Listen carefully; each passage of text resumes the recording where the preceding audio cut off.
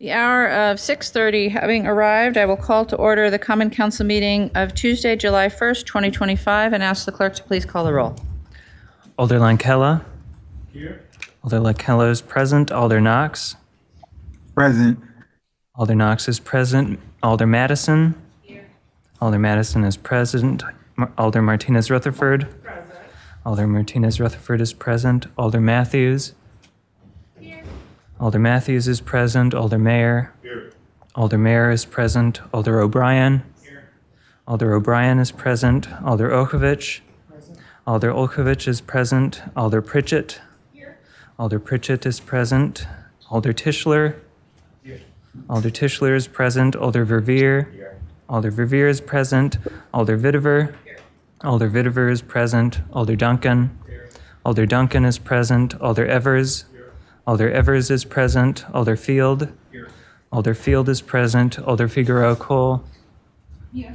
Alder Figueroa Cole is present. Alder Glenn.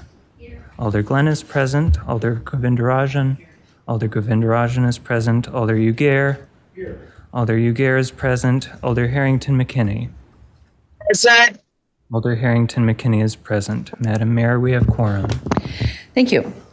As usual, I'll remind us that we're here to do the business of the people of Madison and ask that we do that with grace and kindness and that we refrain from using profanity in our remarks, regardless of our role in this meeting. Our first item is an honoring resolution, item 1, Legistar 88795, celebrating July 2025 as Disability Pride Month. To read the resolution, I'll turn first to Alder Glenn. All right, am I on? Okay. Whereas Disability Pride Month has occurred in July each year since 1990, when the American with Disabilities Act, the landmark legislation that prohibits discrimination against people with disabilities, was passed, and whereas Disability Pride is celebrated throughout the month of July to recognize people with disabilities and the many ways disability people contribute to our communities, and whereas Disability Pride Month has its own flag created by Anne McGill, a woman with a disability, and whereas each of the symbols on the flag hold a different significance for the disability community, with the black field representing people with disabilities who have lost their lives to illness, negligence, suicide, and other causes, and the other colors signifying different types of disabilities: red for physical, yellow for cognitive and intellectual, white for invisible and undiagnosed, blue for mental, and green for sensory perception disabilities, and recognizes disability as a natural part of the human experience and highlights that all bodies and minds have access to needs and value. Whereas Disability Pride recognizes the need for continued work to create equitable and inclusive environments for all, including people with various disabilities. And whereas Disability Pride Month encourages us to celebrate the talents and contributions of disabled people while reaffirming our commitment to continue to create systems and structures that work for all. And whereas Disability Pride is a reminder that representation and celebration of diverse identities is necessary in fostering a more inclusive world. Now, therefore, be it resolved that the Madison Mayor and Common Council recognize and celebrate July 2025 as Disability Pride Month. Thank you. We'll take that as moved by Alder Glenn and seconded by Alder Martinez Rutherford. And we have with us to accept the resolution two people, Nikki Vandermeulen and Denise Jess. Alder, if you would come forward and present.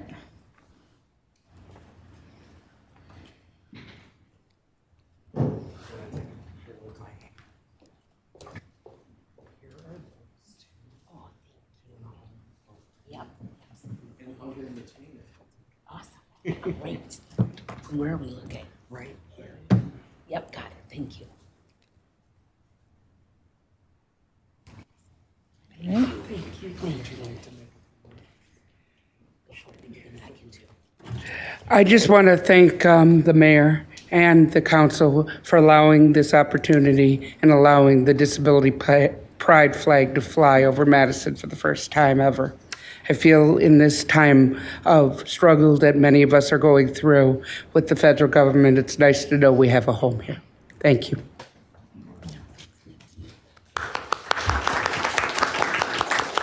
Hi, everybody. It's great to be here, not in October, but in July this time around. You'll see me in October, too. Denise Chess, Wisconsin Council of the Blind and Visually Impaired, and proud member of the city's Transportation Commission. This is a huge honor to have our flag flying over the skies of Madison and over the municipal building, one of the first, or maybe the first city in the United States to fly the Disability Pride flag. It does my heart a world of good to know that we live in a city that strives to uplift the inherent worth of every person who lives and visits here. We've got a long way to go in establishing true, authentic access, inclusion, and equity, and we are on the right road. So I look forward to working with you all to continue creating a legacy of equity in the city of Madison. Thanks so much for today. Thank you. Thank you both. It's been moved and seconded. Is there any objection to recording unanimous vote in favor? Seeing no objection, we'll record a unanimous vote in favor of item 1, and that will take us to disclosures and recusals. Are there any disclosures or recusals on items on tonight's agenda? Alder Tischler? Thank you, yeah. I just finished eating, sorry. Item 3, Legislator 87841, I have to recuse myself from that. Thank you, Alder. We'll note you as that. Are there any other disclosures or recusals on tonight's agenda? Alder Field? Similarly, on item 3, I will recuse myself from the vote on that item. I'm a UW-Madison employee. In addition, that's it. Thank you. Thank you, Alder. Alder Matthews? I'm just disclosing that I'm a UW-Madison employee, but that will not impact my decision on this item. And item 3? Thank you, Alder. Alder Mayer? I'm also a UW employee, and this will not affect my decision. Thank you, Alder. Are there any other disclosures or recusals on tonight's agenda? Seeing none, then we'll move to the presentation of the consent agenda. President Vitiver. A consent agenda is moved with the recommended action listed for each item on the agenda, except items that have registrants wishing to speak, items that alders have separated out for discussion and debate purposes. This document lists supermajority items, agenda items with recommendations different from the agenda, items for exclusion, items introduced from the floor, and agenda items with corrections. Agenda items that are supermajority items. Item 73, Legislative File 88734, approving the ready for reuse loan agreements between the City of Madison and Wisconsin Department of Natural Resources, between the City of Madison and Conway at Huxley LLC, and between the City of Madison and Roth Street 1 Limited Partnership and Roth Street 2 Limited Partnership for the purpose of assisting in the remediation of contaminated soil at Huxley Yards in and around 905 Huxley Street, 1003 Huxley Street, and 1846 Commercial Ave, and amending the 2025 Economic Redevelopment Division operating budget to accept and loan the funds. This is in District 12. Agenda items with recommendations different from the agenda. Item 67, Legislative File 88464, adopting the 2026 Common Council meeting dates. The motion is to adopt the recommended dates. Item number 74 is a substitute supporting item 88751. Substitute is supporting Madison Metro Section 5339B and 5339C low or no emission grant applications to Federal Transit Administration for hybrid electric 40-foot buses, equipment, and charging infrastructure for the electrification of select routes. The Federal Transit Administration request is for $26 million instead of $20 million. Excluded items, item 18, legislative file 83669, the second substitute, amending section 38059F of the Madison General Ordinances related to geographic limitations on Class A and Class B license applications considered by the Common Council after adoption of this ordinance for purposes of regulating density of such alcohol beverage licenses, their registrants.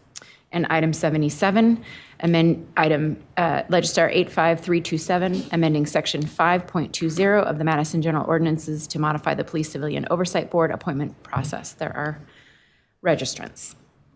Items introduced from the floor. Legislative file number 88894, amending the 2025 engineering major streets adopted capital budget to transfer $80,000 of existing GEO budget authority from engineering major streets to planning for the Percent for Art aggregate fund related to the John Nolan Drive Street reconstruction project in Districts 4 and 13. And that will go to Finance Committee on the 15th of this month, and Council. That can't be right. They are not on the same date. They are. They are. Oh, they are. I'm sorry. That's right, because we rescheduled it. Finance Committee on the 15th and Common Council on the 15th. Thank you. And there are no items with corrections. Right. Are there any additional items that alders would like to have excluded from the consent agenda at this time?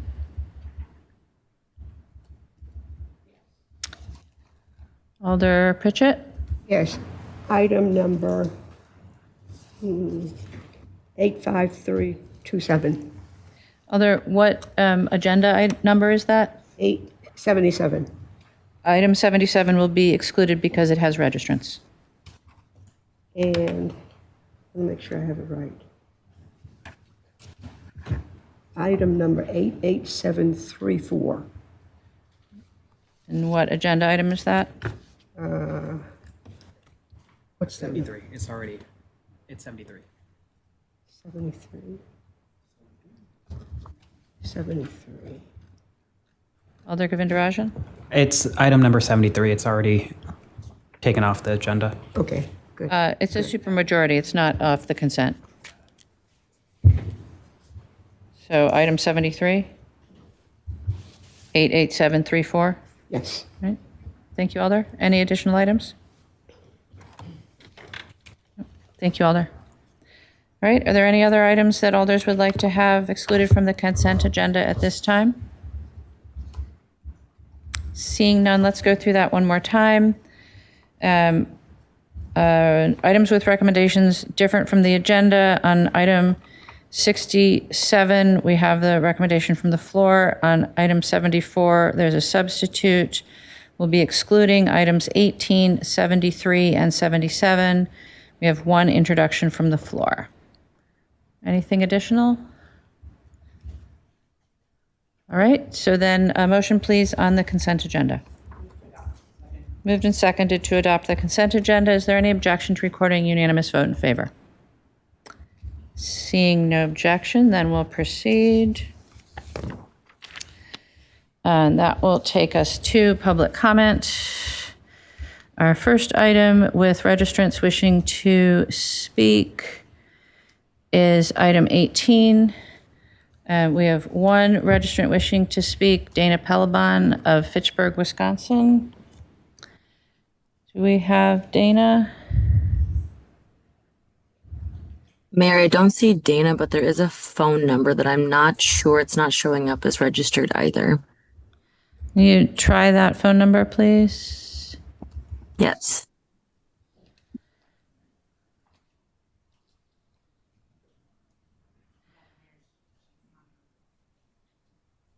Okay, if the person who is online via phone, if you are Dana, you should be able to unmute yourself with the *6.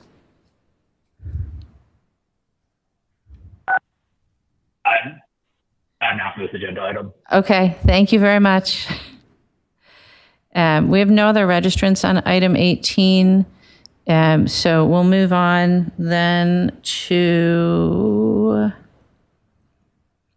item 77, which is amending section 5.20 of the Madison General Ordinances to modify the Police Civilian Oversight Board appointment process.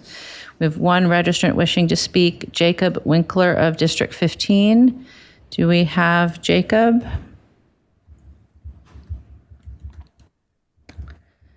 Mayor, I don't see Jacob online either. I do see we have 2 phone numbers. And can we try either of them?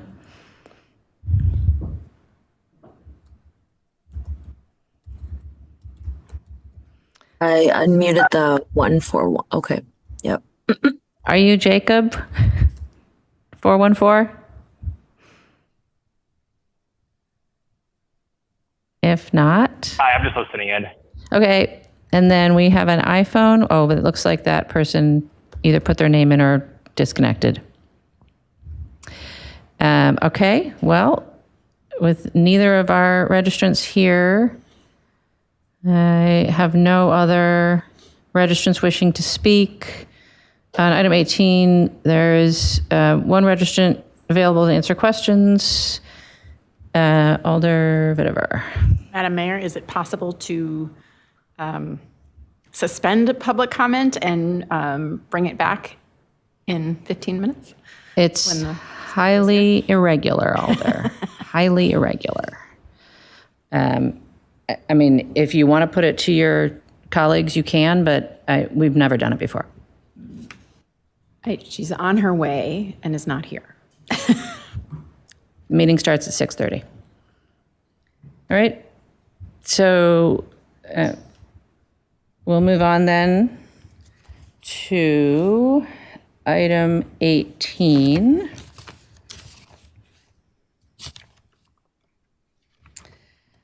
On item 18, I'm asked to start with brief staff presentations. I believe we have staff both from the Attorney's Office and from Public Health here. So I don't know if there's a preference. I see from Public Health, I believe we're starting with Ariel Smith, and then I'm not sure who from the, and it'll be Attorney Haas. Okay, Ms. Smith, please go ahead. All right, thank you. I also have our staff member and substance use prevention harm reduction manager, Julia Olson, here with me as well to present. So thank you, everyone. Good evening. We're here to speak to you today about the health and safety impacts of alcohol in Madison, with a particular focus on alcohol outlet density and the proliferation of Class A and Class B licenses. We recognize that council is already engaged in some thoughtful discussion about how the alcohol licenses intersect with public health and safety and economic development. So our goal this evening is just to provide a public health perspective and lens to support your ongoing discussions around alcohol density and licensing decisions. And so with that, I'm going to hand it over to Julia, who does have some slides to present if possible. If not, we can speak verbally to this. We'll work on those slides. Should be able to get you that just a minute. But if you want to start talking, that'd be good. Absolutely. So as I mentioned, we're here to talk a little bit about the health and safety impacts of alcohol. And so from a public health perspective, we know that excessive alcohol use is categorically a public health and safety issue. And so here at the health department, we have a dedicated team that works on understanding and analyzing those issues within both the city of Madison and Dane County at large. Thank you, Julia. Can you go to the next slide for me, please? Excellent. And so we are here today, as I mentioned, to talk a little bit about some of the data that our team has collected to cultivate that understanding of both the density of Class A and Class B licenses in the city, as well as some of the impacts and maybe consequences that we see as a part of having the density that we have currently in the city. And with that, I will hand it over to Julia. Hi, thank you, Ariel. As Ariel mentioned, tonight we are going to be talking a little bit more about some of the health and safety impacts related to alcohol. With this map, wanted to show that in Wisconsin, we have a bit of a reputation for having a culture of heavy alcohol use. And the data largely supports that this perception is true. Every county in Wisconsin is higher than the national average for adults who report excessive drinking. So in an environment where alcohol and drinking to excess is generally seen as normal and it's fairly accessible, it can be easy to lose sight of some of the potential harms and health impacts alcohol can pose to health and safety of individuals and the community. So to level set, alcohol is a depressant, and so like other depressants, it slows down our body's systems. In small amounts, depressants can cause feelings of relaxation and calm, can make people feel a little bit more bold or talkative or less anxious. But as consumption increases, we see different effects on the body, such as increased heart rate, blood pressure, and then some of our decision-making capabilities, reaction time, and memory can also be impacted. Now, alcohol consumption and the effects it has on the body impacts everybody differently. There's a difference between the amount of alcohol, when it's consumed, body type, weight. So I could consume the same amount of alcohol as Ariel and be impacted very, very differently in terms of, again, those impacts to my decision-making, my reaction time. Typically, we think of some of the more immediate impacts when we're thinking of health impacts due to alcohol. So we're thinking of falls. We may be thinking of car accidents or injury. We may be thinking of someone who drinks in excess and experiences a blackout or alcohol poisoning.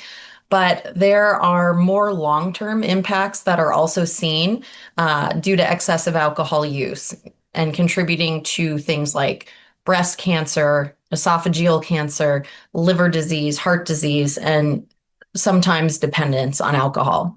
So we know that alcohol consumption, even at low levels, can bring health risks, but most of the alcohol-related harms we see come from heavy drinking or continued heavy consumption over time. So let's just take a look at what this looks like locally for us here in Dane County and in Madison. So I just wanted to define some of these terms real quick. Excessive drinking, when we say that, we usually mean drinking alcohol in a way that exceeds recommended limits, or it causes harm to the person who is drinking or to others around them.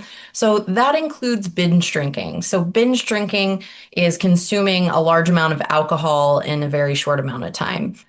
There was a report put out in 2019 by the Population Health Institute looking at the burden of binge drinking in Wisconsin. And so for Dane County, they calculated that there is a pretty high economic cost when it comes to binge drinking. So again, with binge drinking, we see, during this time period, many alcohol-related deaths, quite a few, over 5,000 alcohol-related hospitalizations, motor vehicle crashes, and then there's the economic cost of folks then entering treatment services or going through long-term recovery.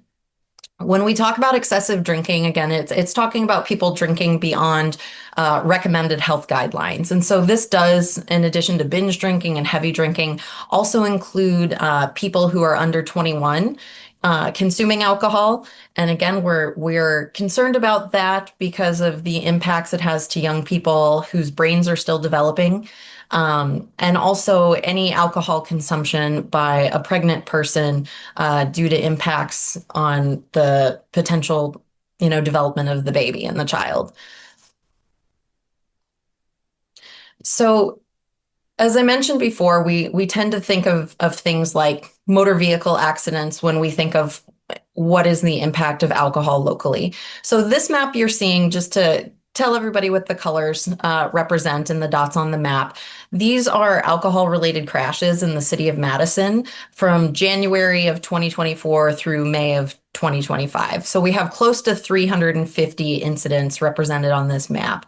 Red are fatal injuries where the person did not survive. So there are 4 listed here. Orange are more serious injuries. Yellow were minor injuries, and blue are situations where there were possible injuries. Green is also no apparent injury. I wanted to make sure that, we're calling out that alcohol-related motor vehicle crashes did have a period of kind of leveling off between 2020, 2022. When we were in the middle of the COVID pandemic, many people were kind of consuming alcohol at home. They weren't traveling outside. Car travel was reduced. So we did see a reduction in DUIs in the county at large over that time period. So those are people who were driving impaired and stopped by police. But we are starting to see that number go up from pre-pandemic levels from the data we have in 2023. And again, just to go back to that kind of time period during COVID, to give people a better idea of how much alcohol contributed to motor vehicle accidents or fatal injuries in the county at large. 25% of all motor vehicle crashes and fatal injuries during that time period were alcohol related. So let's also talk about death and fatalities due to alcohol. Alcohol-related deaths have been increasing in Dane County for several years. Again, we talked about some of the impacts that COVID had on motor vehicle accidents and DUI. But I think one of the really important things to call out is that during that same time period, during COVID, we saw retail sales of alcohol in general increase statewide and nationally. We saw consumption patterns increase. People may have changed the way they were where they were consuming alcohol, but we saw consumption increase. And prior to COVID, we were already seeing deaths due to alcohol increase. And again, they have continued to increase and haven't returned to pre-pandemic levels. And we're also seeing alcohol being present as well during overdose situations. So I mentioned before that alcohol is a depressant. It slows down our body's systems. One of our systems that it does slow down is breathing. So again, consuming a lot of alcohol can impact somebody's ability to breathe. And when you mix alcohol with other drugs, those effects can be compounded and can be fatal for people. So during that time period of 2020 to 2023 in Dane County, 24% of all of our overdose deaths in the county also listed alcohol as a contributing factor to the overdose death. We don't have 2024 data complete yet. It's still provisional. But again, we're seeing a similar pattern and things holding steady and slight increases with alcohol-related fatalities. So just to go a little deeper on what are some of the economic costs, again, this is from that report I talked about earlier, where we were estimating some of the costs related to heavy drinking and binge drinking in particular. And it was estimated that the costs of binge drinking to Dane County was upwards of $398 million annually. And those costs are figured out when you look at things like healthcare costs, lost productivity, criminal justice involvement, and the money that it takes for the government systems like police, fire, EMS, to respond to alcohol-related incidents, whether it be property damage, whether it be a disorderly conduct, or again, a crash. Another factor that we look at when we think about what is kind of the burden, the impact, and the cost, as I mentioned before, we are particularly interested in the impact alcohol use has on young people, and particularly people who are still under 21, in the early 20s, teenagers, kids who are in that time period where, you know, their brains are still developing. Any amount of alcohol use, and especially excessive and longer term alcohol use, can have permanent impacts on the brain. And so when we look at what is the impact to young people, one measure we have to look at is underage drinking and alcohol citations. So this data is just for Madison. So it's a combination of data from both UW Police and from MPD's Central District Community Policing Team. So these were citations in 2024, well, February 2024 to January of 2025, for citations for underage drinking, usually associated with like bars, taverns, or other alcohol retailers who were serving to minors. We don't currently have an alcohol retailer compliance program. So again, we don't have more data that we can provide in this space, but we do look at underage drinking because typically we will see that the younger folks engage in drinking, the more likely they are to develop riskier or harmful drinking patterns as they age. So why are we concerned with alcohol and substances in public health? So a public health approach to substance use, we are working to reduce the impacts of substance use on individuals and communities. And we do that through looking at individual, social, and environmental factors and using a number of strategies. There is never a singular cause of any one challenge that a person or a community experiences. And so there's no singular solution. We employ a number of approaches across sectors and with partners to try to reduce the impacts of substance use on individuals and communities. So some examples would include prevention. So in prevention, we are trying to delay and prevent the onset of use. We're trying to stop any challenges or risky behavior before it starts. And this could be anything from, again, increased parental involvement or education programs for youth in schools, or things that carry on across the life course. Awareness and education, we make people aware of responsible drinking messages, the impact that alcohol has, so they can make better decisions about use. We work towards policy systems and environmental change. So again, this can be how we issue licenses. It can be requirements for IDs. It can be where alcohol retailers can be located. It can also include things like age restrictions. So there are a number of things that can fall in this policy system and environment lens, but it's really about trying to create the environment that we want to create that either that shows what our norms are related to alcohol use. There are harm reduction strategies where we know people are engaging in use, and we want to give them the tools and skills and resources to be able to do that in a less risky and safer way. So this might include having impaired driving prevention and safe ride programs. Also providing linkages to care through screening and referrals to treatment and other supportive services, and through reducing stigma. So when we are trying to support folks who may have developed a dependence on alcohol, to get the care and support they need, but doing that in a way that we are supporting everybody's recovery and wellness journey, however they define it, and we're reducing the stigma related to seeking help, care, and supports. One of the strategies that we talked about was policy systems and environmental change. And so I know this has come up a lot, so just wanted to provide a little bit more information about alcohol outlet density and what that can do for communities. So it is a public health strategy where we try to use zoning or licensing or other authorities to regulate what alcohol outlet density looks like in an effort to reduce excessive drinking, have fewer calls for service, nuisance complaints, and then lower rates of things like violence, injury, falls, death, or other long-term health impacts. So with alcohol outlet density, again, it is what we're saying is that it's using policy to reduce alcohol retailers in a given area. And the reason this is used, many times it's to try to prevent adolescent alcohol consumption.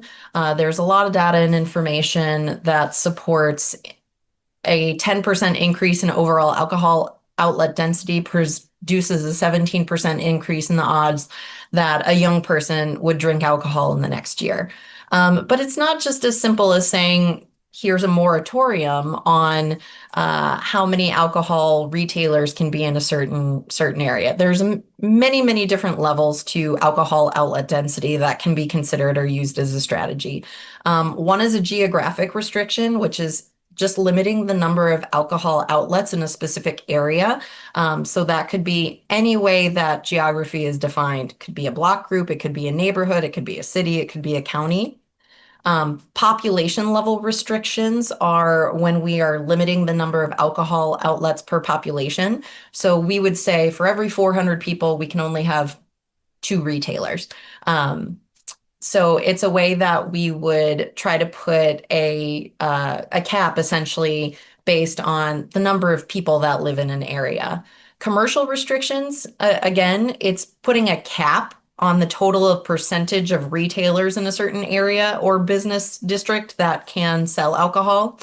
And then another method is time and space restrictions. So this is where we would say limit a location or limit operating hours.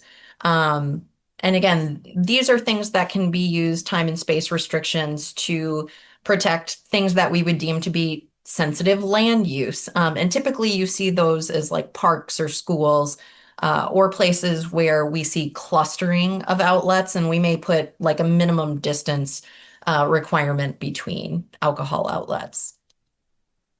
One other piece of information I wanted to talk about in terms of a strategy that we use also to address excessive alcohol use or risky alcohol behaviors is looking at retailer practices and server practices. So there is a project called Place of Last Drink, or POLD. This is essentially an initiative where we're looking at information and patterns of alcohol use that led to law enforcement calls for service. So again, this is, think of a DUI, an impaired driving. Somebody gets pulled over for impaired driving. As much as we can, we collect information about where they've been, where are they coming from, to identify any concerning patterns and over-serving. We use this information to help us understand, are there any license holders that we may need to have additional conversations with? Again, it's not an effort to put any blame on one particular person or business. It's about working in tandem with the business to address training and education, server training, and to even sometimes let them know that someone who was pulled over for a DUI says that they consumed most of their alcohol at that license holder's establishment, because they may not even know that. There are limitations to the data. This is something we're working with MPD to improve, and we hope to use in the future, again, to work more in partnership with alcohol retailers to address any problematic behaviors or consequences we're seeing. But we do have options within our local setting to be able to regulate density. The state does permit us to do that and permits local governments to regulate density and set the alcohol environment that we would like to see, and how we would like to move through licensing processes. So the statute that you see in front of you is essentially the state statute. This is the current limitation that all municipal bodies who issue alcohol licenses are beholden to. And essentially this restricts by location Class A and Class B licenses within 300 feet of the main entrance of a public or parochial school, tribal school, hospital, church, unless that prohibition is waived by a majority vote of the governing body of the municipality. So for us, that would be our alcohol licensing review committee. There are many municipalities who have this policy also written into their local ordinances. The Alcohol Policy Project, the Wisconsin Alcohol Policy Project, hasn't done a full mapping yet and cataloging of all of the municipal policies that exist. So there's some that are missing, but we do know of at least 21 municipalities that include this language in their specific municipal ordinances. They also sometimes add additional things to it. So they may have moratoriums, they may have be trying to address an overconcentration of license holders. Or like, for example, the city of Janesville expanded the language to include daycare centers and youth entertainment centers. So again, there is local control and ability to modify, or I would say add on to the language within local statutes. So one other thing that I wanted to show is some current licensing maps, just to get a better understanding of where licenses currently are. So this map, and again, it may be hard for people to see on the screen, shows us where our current Class A licenses are. And the next map shows us where our Class A and Class B, so we're looking at both kind of on-premises and off-premises sales, would be located. So our B licenses are the blue dot, and the green dots represent Class A licenses. And one of the things you would see in the light gray are spots where there would be restrictions or a vote would be needed to issue new licenses due to that 300-foot radius prohibition that currently exists, and I think you're going to be having some more discussion about tonight. So to just give you again kind of a number, because I know it's hard to see on here, the Class B licenses currently sits at 510, and our Class A licenses, just to go back so you can visualize it on this map, there are 134 Class A licenses currently when this map was made. So that is the extent of our presentation, and I'm sure there will be some questions as we move forward through the night. Thank you. Let's pause for questions for public health before we go to the attorney, if there are any at this time. Seeing none, then Attorney Haas. Thank you. I don't have a lot to add to public health's presentation, and I thought maybe I would just walk through what the proposed amendments are. I also was not at the ALRC discussion on this, and certainly the sponsor can weigh in. But the proposed ordinance would add some locations to define this geographic restriction. So currently the ordinance does not allow either Class A or Class B licenses when the proposed location is less than 300 feet from the entrance to a public or parochial school, hospital, church, or public library.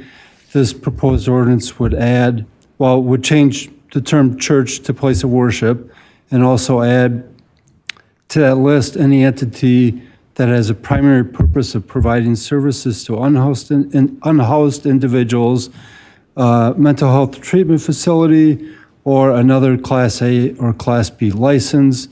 But that restriction can be waived expressly by a majority vote of the council, which is essentially a majority vote of the council is required to approve any license, but this ordinance says it would need to be purposely and expressly waived, which I would take to mean that maybe there would be a notation in the ALRC recommendation that this prohibition be waived.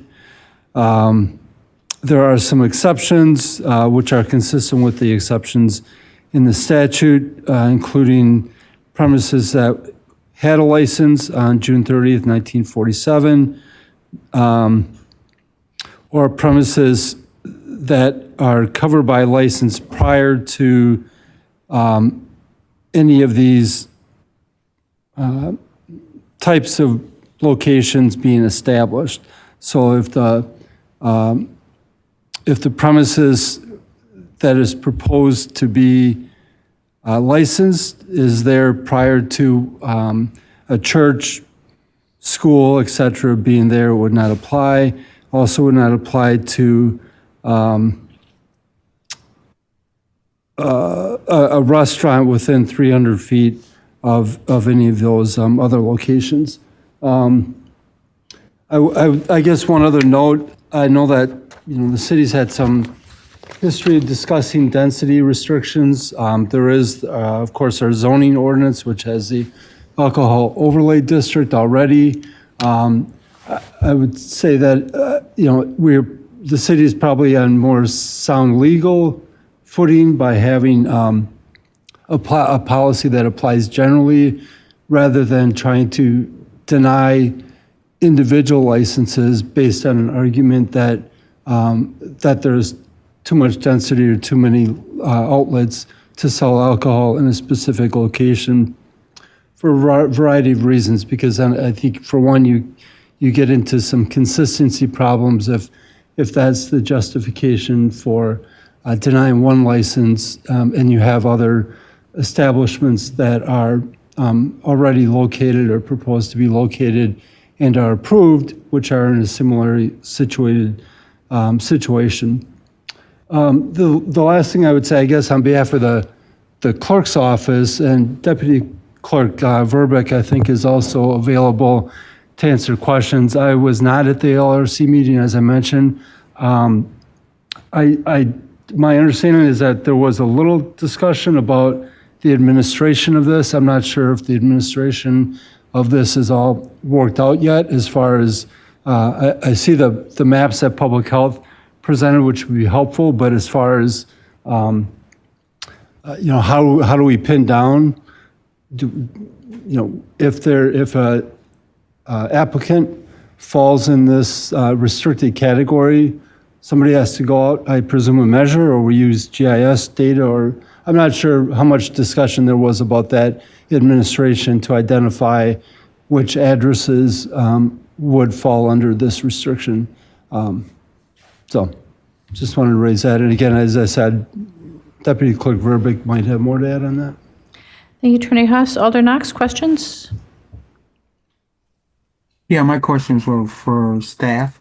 I'm sorry, my button was not functioning at the time. Go ahead. I had a few questions.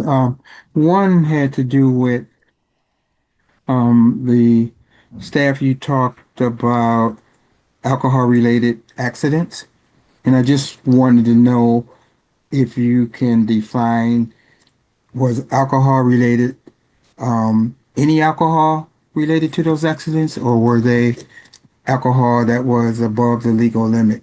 Can you provide some perspective on that, please? I think that's for Public Health. Yes. Yep. I will pass that to Julia. I believe it's any alcohol related. Yes, I think she's not. So that would be any alcohol related, correct? Any alcohol that was present. Okay. And my next question had to do with, you talked a little bit about approaches of prevention, awareness, and I think policy system.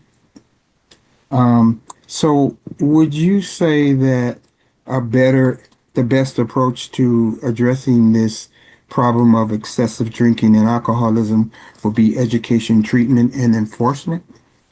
I just want your perspective on that.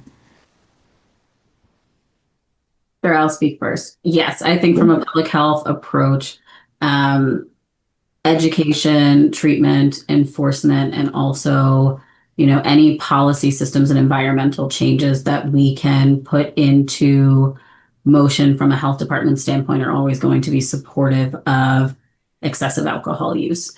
I think it's important for us to remember that, yes, we can always provide those educational opportunities or treatment services to individuals, but if we really want to get to the root causes of the problem, we have to start looking at the policy systems and especially environment, which is related to the item today, that impact the ability for access and a culture around alcohol use.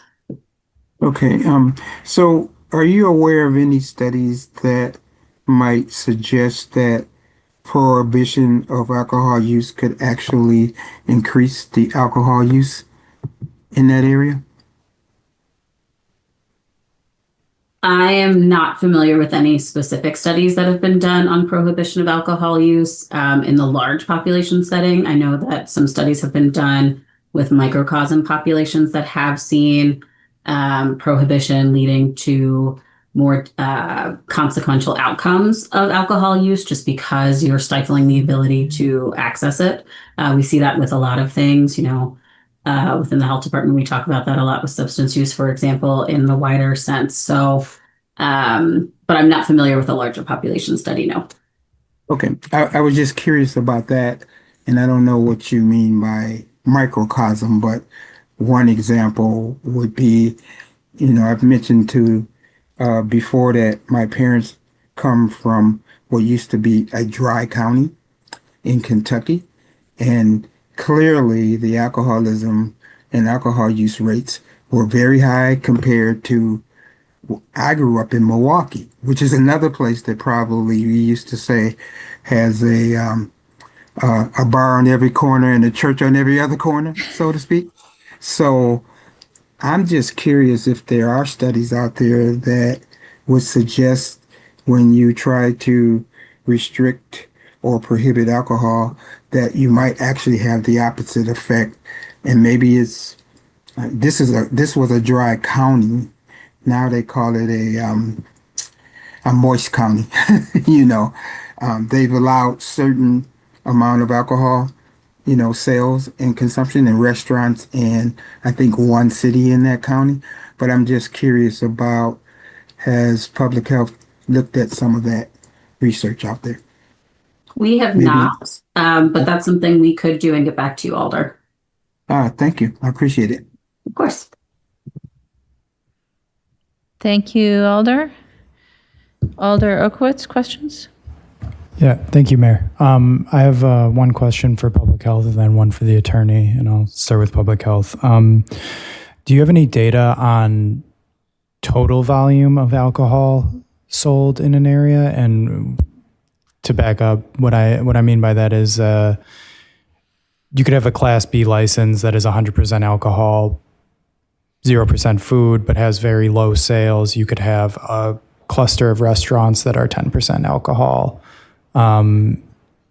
Do we have any audit information from licensees when they apply to determine like the total volume of alcohol attributed to that license? And can we graph that geographically? That might actually be a question for the clerk's office, Alder, if you're asking what is presented in their license application. Okay, I'll follow up with the clerk. Well, we have Deputy Clerk Verbeck on the line. Jim, do you have the answer to the Alder's question? Yes, we do have that information documented in the licensing system. Okay. I'll follow up with you about getting that. And then my other question is for Attorney Haas. And I think the answer is no, but does the city have any ability to tax alcohol in any way? Not any additional tax other than what the state imposes. Okay, thank you. Thank you, Alder. Alder Madison, questions? Oh, yeah. Thank you, Mayor. For public health, I wanted to ask, are there any current strategies to deal with some of the unintended consequences of the proliferation of alcohol available, for example, in spaces like the Darbo area, for example? So like, is public health employing any strategies to just deal with some of the negative impacts in certain areas of the city? Good question. I think we're working at this point to cultivate strategies. We pivoted about 2 years ago now to focus on some alcohol-related issues in the city and the county. And for the past 2 years, we've spent a lot of the time just digging through the data and trying to understand both the density challenges as well as some of the unintended consequences. We have not started to map specific areas of concern just yet. That's on our horizon. But, we're hoping to start identifying that so that we can start working with community-based organizations and just community in general to start cultivating those those strategies to start to address this. But apart from what we see from alcohol-related crashes, which some work does happen through the Traffic Safety Commission that we are also a part of and looks at this work, we have not started to individually dive into that just yet. Just so, because I'm not all the way caffeinated, just to make sure I understand, right now, those strategies do not exist. You all are wanting to work in that direction. But is there a timeline? Because my brain is like process oriented. So it's just like, okay, there isn't anything now, but are you saying this time next year we'll be there, or what are you saying for timeline? I would say timeline wise, we're looking to start, I would say, diving into this work, meeting with partners and creating the strategies next year. So I can't guarantee that we'll have strategies necessarily by this time next year, but by some point next year, we're hoping to have some of those strategies out into the community and starting the work. And then just based on your brilliance and an expertise, how long does something like this take to go from ideation to community organizing to assembling all the work, the data?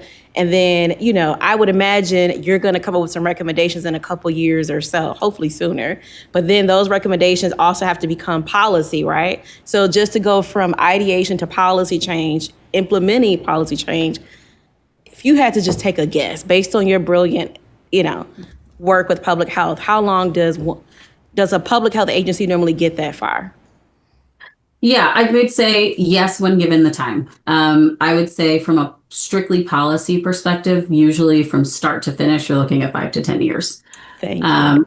That being said, one of the things we're really intentional about is that there are policy systems, environmental, and I will also say cultural change that can be done on differing timelines, right? Policy, in my expertise, kind of sometimes takes the longest. But there are some systems and environmental changes that we tend to focus on that allow for some immediate strategies and action in the meantime. So those are probably what we would focus on first while moving the policy track along, just because it takes a little bit longer. Thank you. One last question, because I know how brilliant you are. So the city, we all know that the city has red line folks. Like we all, most folks know that. But when you think about like redlining and an abundance of alcohol in a very small geographic area, so for example, not a lot of access to fresh food, multiple payday loan stores, for example, a lot of fast food places, multiple alcohol licenses establishments, and those kinds of pockets of the city tend to match up with areas where folks of color have been sort of pushed into over decades? Yes. Okay, thank you. I just want to be sure I wasn't losing my mind there. Thank you. Thank you, Alder. Alder Matthews, questions? Yeah, I had a question, one for public health and then one for other staff.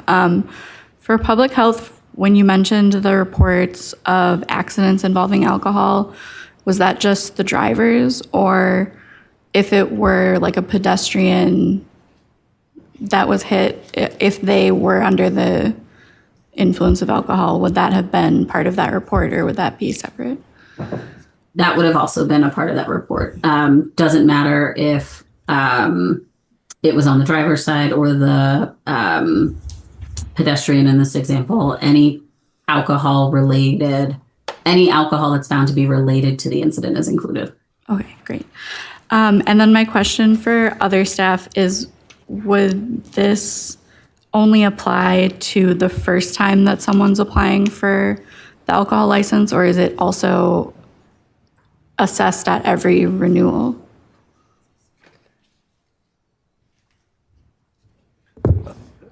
I believe the intent, well, it's when a new application is filed. That's when the assessment is done, yes. Great, thank you. Thank you, Alder. Alder Mayor? So based off that, Attorney Hess, so renewals would not be counted under this, is that right? Correct. What about transfers to new ownership of the same business?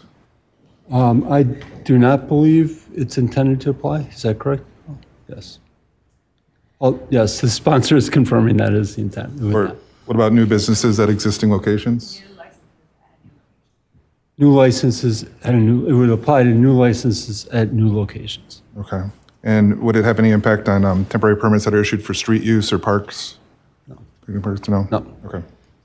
And then also, could you define entities serving unhoused individuals? Or is that definition in this that I just didn't find? I mean, the only thing the ordinance states is an entity with the primary purpose of providing services to unhoused individuals. So that's all the language that we have to go on. That's in the ordinance. But is that supposed to mean shelters? Could it mean offices where people go to get services? It seems sort of vague. Well, that might be a question for the sponsor. I think as written, it's vague. The council could, if you choose to adopt this, you could choose to amend that language to be more specific, or you could leave it to staff to interpret. And my guess is they would figure it out, but they might err on the side of more inclusive rather than not. It's up to the council to decide what you tell staff in the language of the ordinances. And then my last question here is regarding that the council could still purposely and expressly waive that. Would that, you mentioned that during the ALRC, they might note that they still approve these. So would this actually have an effect, or would we end up just approving everything anyway? Certainly ALRC members could weigh in. I don't know if this has been, invoked for the existing restrictions and if it's been specifically called out. But to me, by inserting purposely and expressly waived by majority vote of the council, to me that shows an intent that the council needs to be aware that they're not only approving the license, but they are providing an exception to this restriction. Thank you. Thank you, Alder. Alder Lankella. Thank you, Madam Mayor. So the ALRCs are reviewing all of these licenses currently, right? So there is a system in place right now. Is there any data that shows how many being denied or accepted, and any association with just trying to see if where is the gap there? Is there any hole that we are trying to fill here? That is there a data related to it being accepted and then having more deaths as soon as the licenses are allowed? Any data available for that? We certainly would know how many applications are not approved or not recommended for approval. I'm not aware that we have any data that would tie it to locations, and whether we'd have any data about the number of applications that would fall under these situations. It's just trying to understand if this will solve, if there is a solution actually trying to stop that. It's some kind of gap in between, right? So without the data, so I'm just trying to understand. Thanks. Thank you, Alder. Alder Harrington McKinney, questions? Mayor, there was in the presentation a talk of partnerships being formed to help the concentration or the density. My question is that where are we, or where is the health department in the formation of these community partnerships? And just to pivot from the Alder Madison's question, in terms of the timeline, I want to make sure that I understand what's in place and the projected timeline to relate to the density that you're talking about. That's my first question, and I'll wait for that answer before I give you my second. So to clarify the question, Alder, you're asking for confirmation of the timeline again, is that correct? Partnerships that you talked about that will work within the framework of diversity. What are these partnerships in place now? And again, to designate your projected timeline for having these in place. Yes. So right now, we don't have the partnerships in place. We've taken the last 2 years to examine the data and kind of better understand the landscape of alcohol policy, density, and its effects on the city and the county. And so our phase 2, as I would call it, is kicking off early next year. And that's when we're going to start looking for partners to engage with in this work, working with communities, especially those that we see who have some of the higher density and burden within the data that we've been able to collect for the past 2 years, to start working on those strategies together. So right now, the timeline that we're looking at, I would say, would be more like Q2 of next year to kick off that work.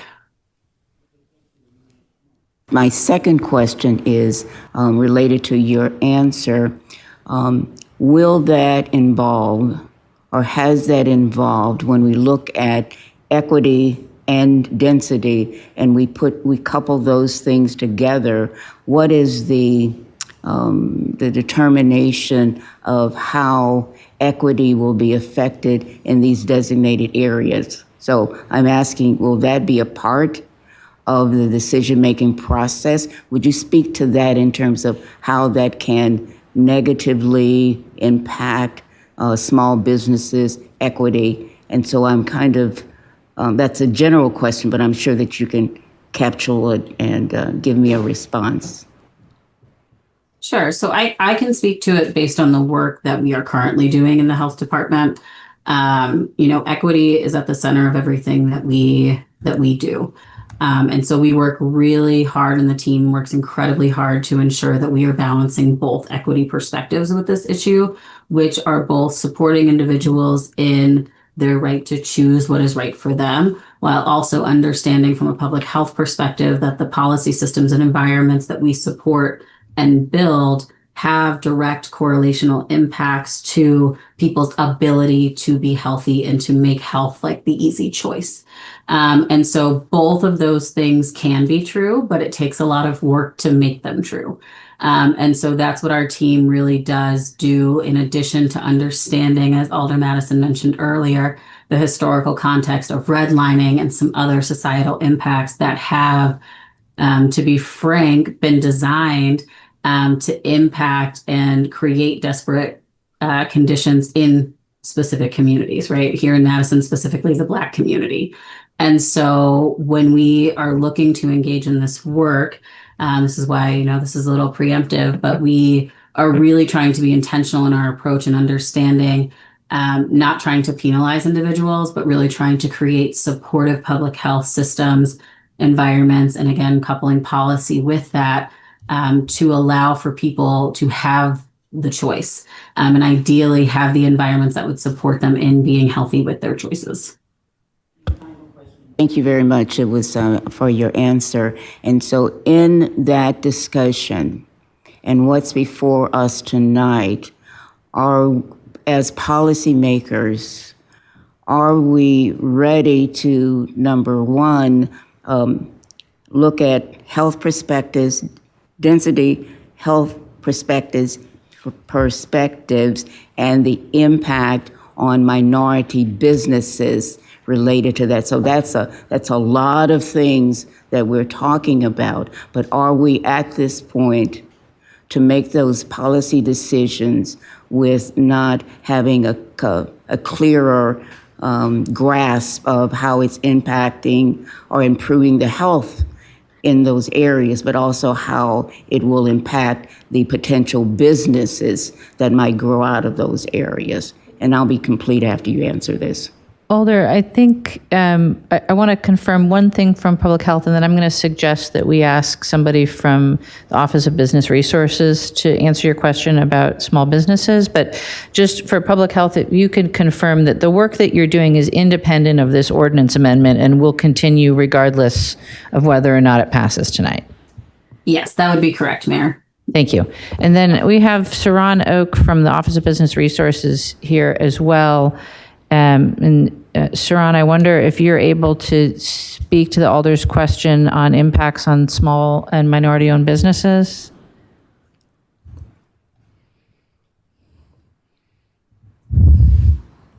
There you are. There we go. Hi, thank you. Thank you, Mayor. Alder, I'm sorry, could you repeat your question? I just want to make sure I understand it correctly so I could answer. Madam Mayor did a wonderful job in framing that, and so I'm going to ask Madam Mayor to frame that for me. Did I get away from it? Yeah, Alder, I'd be happy to. I think the Alder is asking about the balance between the public health impacts of restricting the density of alcohol licenses, which public health has spoken to already, and then trying to balance that against any potential impacts, positive or negative, on small businesses and particularly businesses owned by people of color in Madison. Yeah, it's that's an excellent question, Alder. I think there's still a lot of data that would need to be collected on the impact of small businesses still, especially businesses of color, historically marginalized entrepreneurs.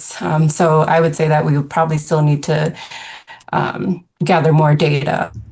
But historically, we know that when policies are in place, the unintended consequence could negatively impact those who have been historically marginalized because they haven't had the history or maybe experience to navigate government systems. So that's something that we need to look at before we implement certain policies that could impact small businesses. And I think Alder Madison mentioned the history of redlining.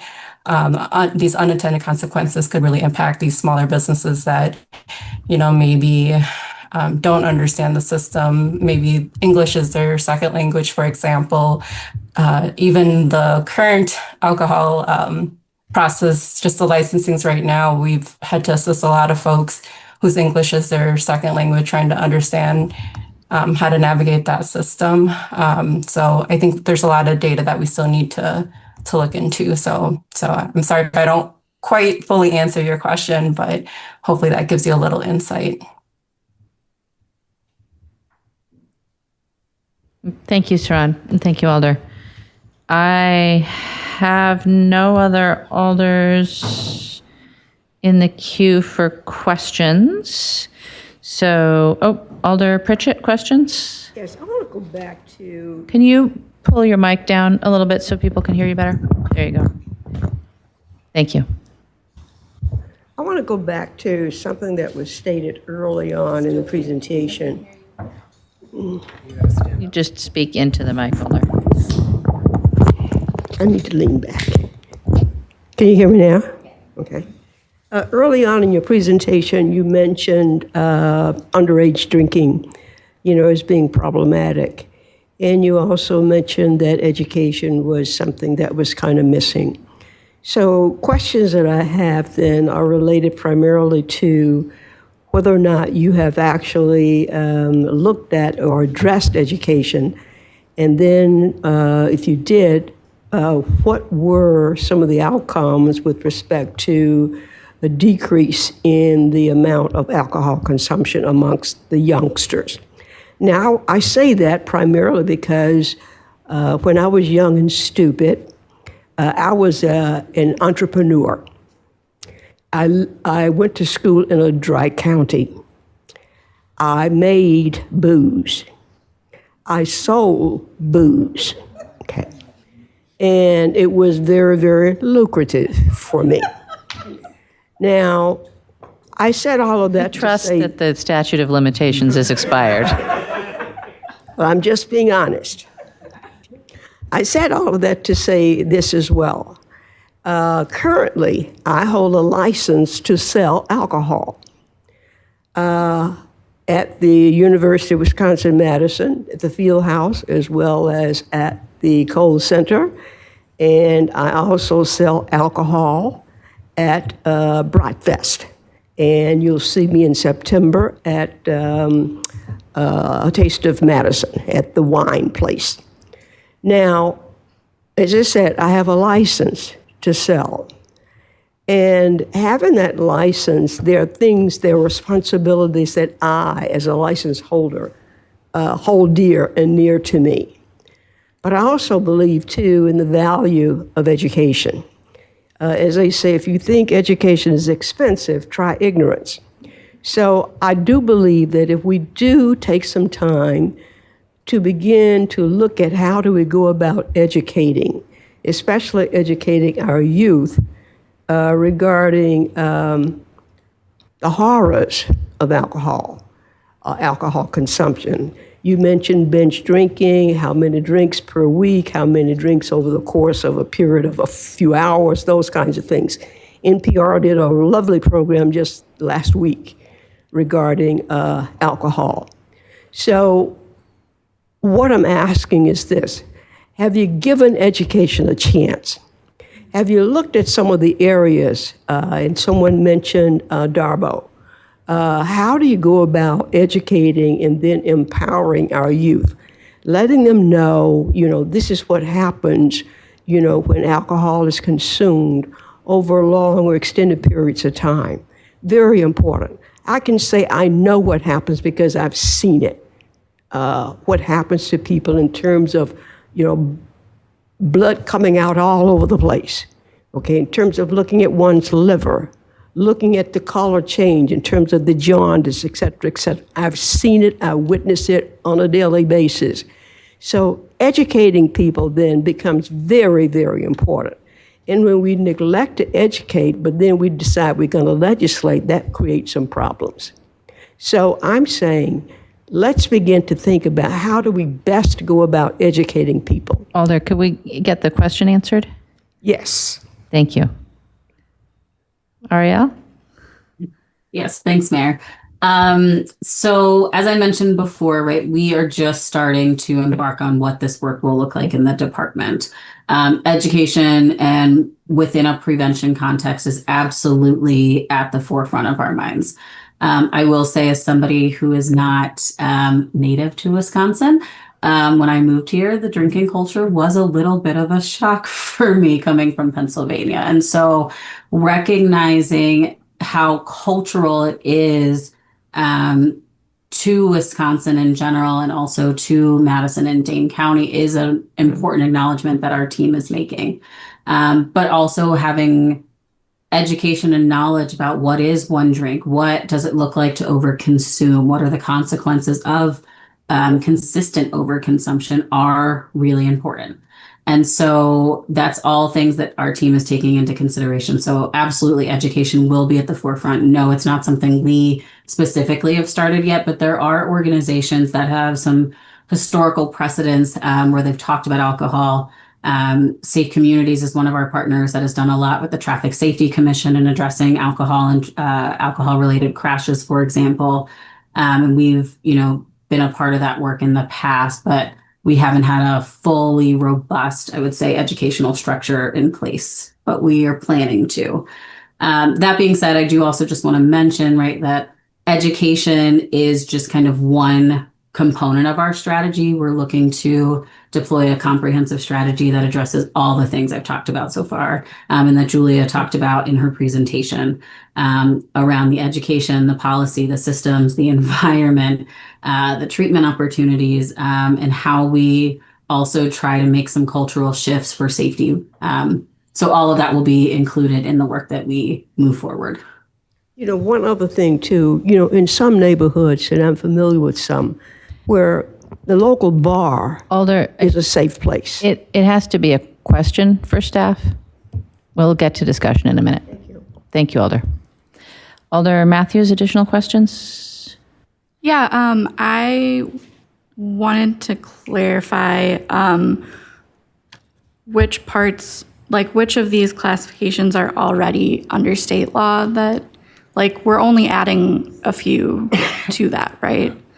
And it's the treatment facilities, I think, and then the unhoused services, and then the proximity, that's only 3. And then with that, for the treatment facilities, can you clarify what would be considered a treatment facility? Because I did look in the chapter and I'm still not sure.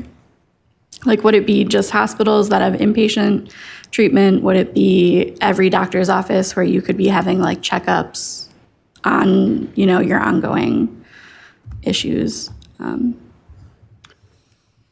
Although I'll have to just check some language in the statutes quickly. Alder Evers, is your question for the attorney? It is. Okay. Thank you. We'll wait then.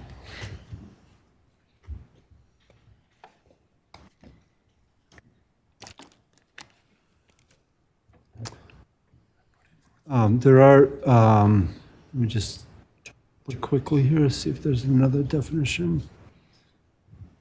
Okay, so there are two definitions in Chapter 51 of treatment facility, or pertaining to treatment facilities. One definition says treatment facility is any publicly or privately operated facility providing treatment of alcoholic, drug-dependent, mentally ill, or developmentally disabled persons, including but not limited to inpatient and outpatient treatment programs, community support programs, and rehabilitation programs. There is a definition of approved treatment facilities that just incorporates that those facilities that are approved by the state for those services.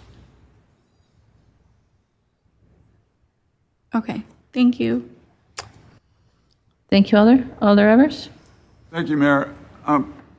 Attorney Haas, you mentioned something about how that ALRC refusing a permit in some kind of arbitrary manner is potentially more problematic in terms of the law vis-a-vis having a policy that applies citywide. Could you explain what you mean by that? Because one of the arguments against this ordinance change is that we already have the ALRC and they could shoot something down at will, essentially, decide that there are too many establishments on this block or whatever. What is the problem with the current system and how might this add a level of protection and from a legal standpoint? Sure, Alder, thanks for the question. We've discussed previously with previous councils that if the council wants to deny an application or license for alcohol establishment, it needs to be based on public health, safety and welfare. And we need to specify, what reasons are related to that. Now, it is possible, I suppose, to deny based on some rationale that there are already a number of alcohol establishments or licenses in the area. I think the complication with that is if the council uses that rationale in one instance but does not use it across the board, then that tends to look more arbitrary to a court that might review the decision. And so if the council is inclined to go with that kind of approach and expand these restrictions related to density, I think the council is on safer legal ground to have it in an ordinance that applies generally to all applicants. And it's not sort of on an ad hoc basis with the ALRC pointing out density in one situation and not in another. Thank you. Thank you, Alder. Alder Madison, additional questions? Yes, this time for Attorney Haas. Just piggybacking on Alder, the former, previous Alder's question. The conversation around, I'm tired, y'all. But anyways, my for real question, here we go. Thinking about your answer to this question about what the ALRC can do around, using public health, for example. In our last term, when we were talking about this and, listened to and sat through a couple ALRC meetings, it didn't appear that those conversations were happening and the conversations were sort of now or new to start happening during our last term. Not to say that they never did it, but at minimum, what I took away from the conversation at one of those meetings was that these were not conversations that were really happening. So I'm just now curious, has anyone collected the number of ALRC or alcohol licenses denied for like a public health reason? Or is there a summary of discussions about public, for example, when we talked about a certain part of the city last term, that there was no history, no discussion about the ALRC taking into consideration like the public health of that immediate area surrounding this new license. So I didn't believe that it had been happening. So I'm just curious, is there like a list of licenses denied because they took into consideration, what's already in the, immediate area? Yeah, I can speak to part of it, maybe not specifics about what ALRC does. I know that in the past, we have had situations in front of the council, before the council, where we did raise the concern about justifying the reasons for denial. I can recall at least one instance, I think, where a matter was reconsidered to make sure that the reasons on the record did justify rejection. As far as documented data about the number or the ALRC conversation, I would have to rely on either one of the members of the ALRC or possibly Deputy Clerk Verbeek. Perhaps, Deputy Clerk Verbeek, if you could just speak to how common or uncommon it is to deny a license application, that might give some context here. Yeah, I would say we probably average about one denial a year. And I would say the vast majority of denials are for the health, safety, and welfare of the community, whether that's density or otherwise. It's sometimes not really stated in motions, but it's part of the discussion. Thank you. Thank you. Thank you, Alder. Alder Knox, additional questions? Yeah, for Attorney Haas. Go ahead. I'm trying to frame this question.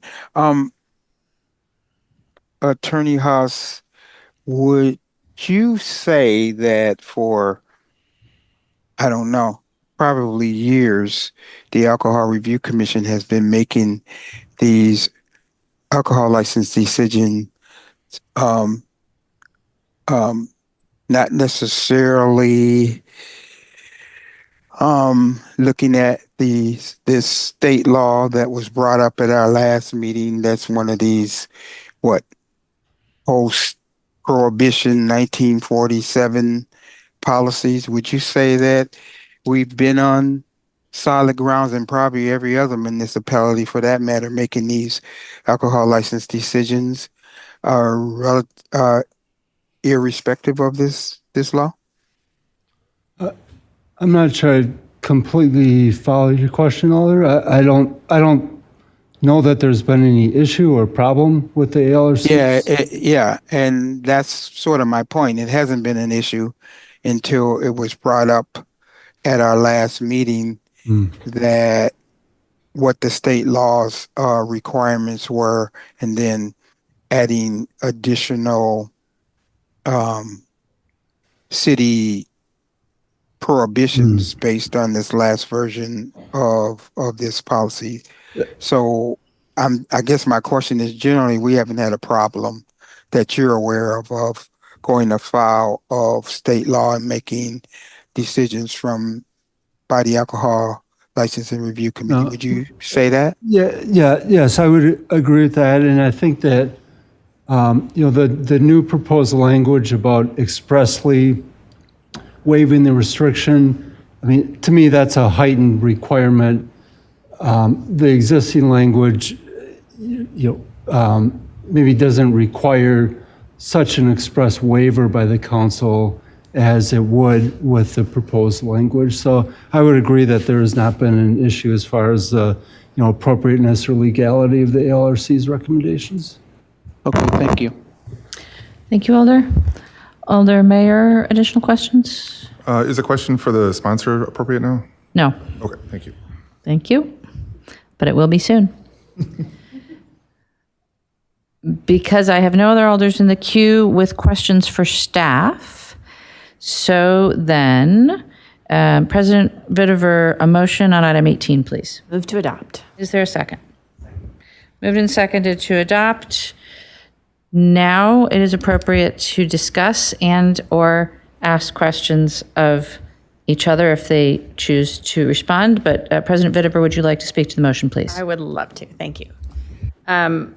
So hopefully everybody had the chance to read my blog post from yesterday. I know it was rather long, but it really did try to lay out both the conception behind the proposed ordinance and really the seriousness of this topic. Alcohol is a drug, and as policymakers, we do treat it as one. We require licenses to sell it, and we restrict the age of use. And yet, Wisconsin leads the nation in binge drinking, and Madison is the number 4 on the drunkest cities in the nation. It's not exactly a high ranking I want for Madison. And if you remember the place of last drink data that was presented by Public Health, the average blood alcohol level was 0.18 when legal driving limit is 0.08. That was the average. That meant people were higher than that. So this really is a serious issue, and that's why the goal of myself and my colleagues who are sponsors on this wanted to bring it forward. Just as an example of how different Madison is in regards to alcohol, Director Smith talked about that in her own experience. I just want to share the note that I received after I posted my blog. I am an ER physician who recently moved from New England, and anecdotally, I can say the number of alcohol-related emergencies is disturbingly higher here relative to where I was practicing in Vermont. So with the sheer presence of alcohol availability and Wisconsin culture towards it, that means our responsibility to policy setting is even greater for this issue. I do not discount the very hard work of the ALRC. They absolutely do great work. But I do think we have to recognize their limitations. It's a non-expert panel of individuals making decisions often with incomplete information, whether we're talking about MPD information. They do background checks on people. Those aren't perfect. They also have information about general calls for service to the area. But again, that's going to be dependent on who is making the calls. So it's necessarily going to be subjective. Neighborhood associations don't exist throughout the entire city. That's why we went to area level plans, because we had an inequity in neighborhood associations being able to put forward plans. So that means there's not always a neighborhood association available to comment on a license. Similarly, not every alder is going to be interested in this. Some of them are going to be active and concerned about the issue, and some may be less so. And so we're always going to have that subjectivity. And the alders do make recommendations to ALRC, which they tell me they take quite seriously. So that creates an inherent inequity in how licenses are considered. The clerk did say that they currently don't have the capacity to be able to show the 300-foot license or 300 feet of the existing ordinance. Planning has that capacity because they created the map. So I think it's feasible that we can get that capacity in the clerk's office. But right now, the information that the clerk's office is providing to the ALRC is I would consider it incomplete. And I do think that's something we can change, and we can do that without ordinance, but it's something to recognize that is the context under which ALRC is currently making recommendations and resulting forwarding its recommendations to council.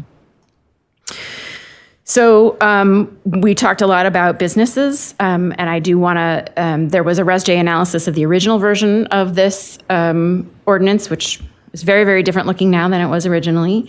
But I think it still holds, because it does say the ordinance does not limit the issuance of an alcohol license in specific neighborhoods or areas. It limits the issuance near sensitive locations.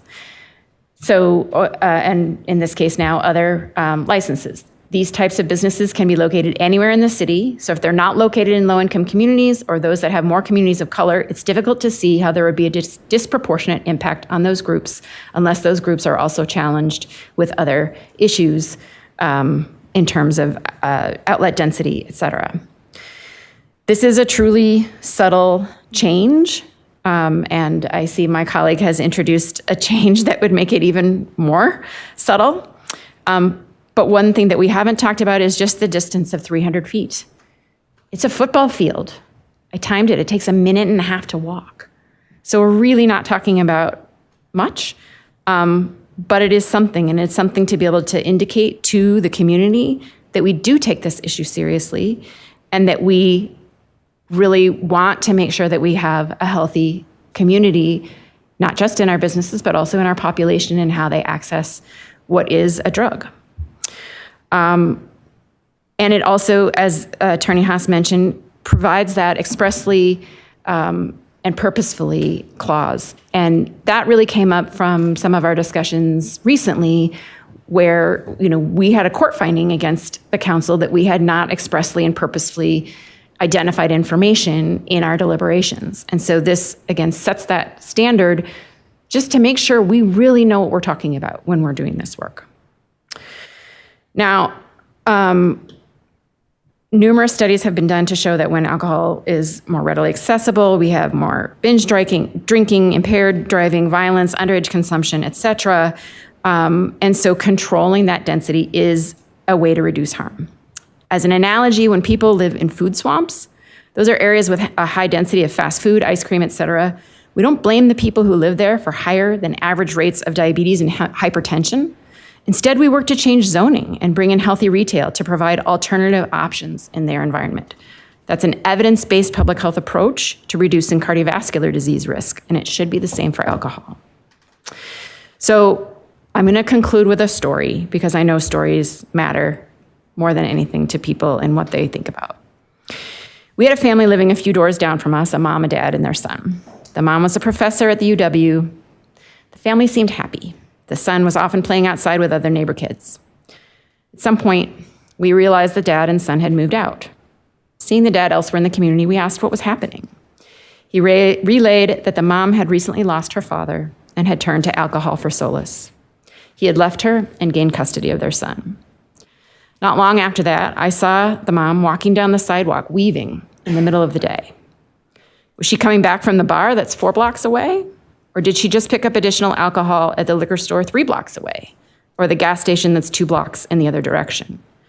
Would she have imbibed that much if we didn't have such easy access to alcohol within just a few blocks? I don't know. After losing her job, she did ultimately get treatment and stayed sober. But she had done so much damage to her liver, she died. She was only 53. Those are the stories I don't want to have happen anymore. And that's what this is behind this. We really want to make sure that we are creating conditions that allow people to choose healthy actions, healthy approaches to their lives. This isn't going to fix everything, for sure. It is a small step. If you don't want Madison to be the 4th drunkest city in America, I hope that you'll vote with me in taking this small change. Thank you, Alder. Alder Evers? Thank you, Mayor. I'd like to offer an amendment. I've sent the amendment to everyone, to the clerk and to the mayor. The amendment strikes the language about providing services to unhoused individuals or treatment facility in the areas in the ordinance change that those are mentioned. And I used the strike-through function and sent it to everyone so you could see it. And if I can get a second on it, I can speak to it. There's a motion. Is there a second? Is there a second? Yes, thank you. Well, first of all, I want to compliment President Vitiver for her efforts in this regard. Critics out there who say that this is a solution in search of a problem certainly, I think, would want to retract their words after hearing the presentation from Public Health. We have a problem in Wisconsin. We have a problem in our city. That's clearly evident, and the social costs of our heavy alcohol use and the prevalence of so many outlets where one can purchase alcohol either for on-site consumption or for later on off-premises consumption is dramatic. These consequences add up. Similarly, I would also suggest that we're not talking about prohibition. We're talking about what the attorney said is actually a more effective and legal way to regulate, which would be, from a standpoint of measured density, a geographic measurement that would apply to the whole city. But then why am I making my amendment? I do think there's some vagueness and confusion about the terms of an entity with the primary purpose of providing services to unhoused individuals and also a treatment facility. And I also am against it because I think in some ways it's unnecessarily paternalistic. I myself have been in recovery for a rather long time. I got sober at 511 North Carroll Street, within close proximity to State Street. I can tell you now that if you're determined to get clean and you're working on it, it doesn't matter if there's a bar down the street. Because you can always, if there weren't a bar down the street, there's a grocery store down the street. Or friends can supply it. That is not the issue. So a treatment facility or a facility that serves unhoused individuals, that's not the issue. The issue is really density. The issue is really enough is enough. The issue is having a legal mechanism that's more enforceable, that protects us, has nothing to do with prohibition, by the way. One alder has suggested that we're talking about prohibition. We're not. We're talking about consequences that fall disproportionately upon low-income areas of our city as well. We know that there's higher incidence of substance use disorder and tobacco use disorder in lower income neighborhoods. So the RESG analysis of this should be clear. We want to minimize impact across the city wherever it falls. But I'd ask that you would consider striking these two clauses, but leaving in the one about another Class A or Class B license, because that and that alone really is the key addition that I think we need to embrace and support here. I have nothing else to say, but if there are some questions among my colleagues, I'm glad to address them. Thank you. Thank you, Alder. The matter before us then is the Evers amendment. Alder Madison, do you wish to speak to the amendment? Thank you, Alder. Alder Knox, do you wish to speak to the amendment? No. So seeing no discussion on the amendment, it's been moved and seconded. Is there objection to recording a unanimous vote in favor? Yes, we'll have a roll call then. On the amendment only, which is to strike language related to facilities that serve unhoused people and treatment facilities. All those in favor, aye. Those opposed, no. As your name is called, and the clerk will please call the roll. Alder Lankella. Aye. Alder Lankella, aye. Alder Knox. Aye. Alder Knox, aye. Alder Madison. Aye. Alder Madison, aye. Alder Martinez Rutherford. Aye. Alder Martinez Rutherford, aye. Alder Matthews. Aye. Alder Matthews, aye. Alder Mayor. No. Alder Mayor, no. Alder O'Brien. Alder O'Brien, aye. Alder Ochovich. No. Alder Ochovich, no. Alder Pritchett. No. Alder Pritchett, no. Alder Tischler. No. Alder Tischler, no. Alder Verveer. Aye. Alder Verveer, aye. Alder Vitiver. Aye. Alder Vitiver, aye. Alder Duncan. No. Alder Duncan, no. Alder Evers. Aye. Alder Evers, aye. Alder Field. No. Alder Field, no. Alder Figueroa Cole. Alder Figueroa Cole, no. Alder Glenn. Aye. Alder Glenn, aye. Alder Govindarajan. Alder Govindarajan, no. Alder Ugair. No. Alder Ugair, no. Alder Harrington McKinney. No. Alder Harrington McKinney, no.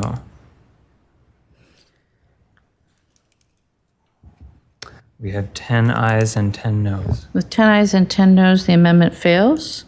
We're back to the main question. Alder Madison. Thank you, Mayor. So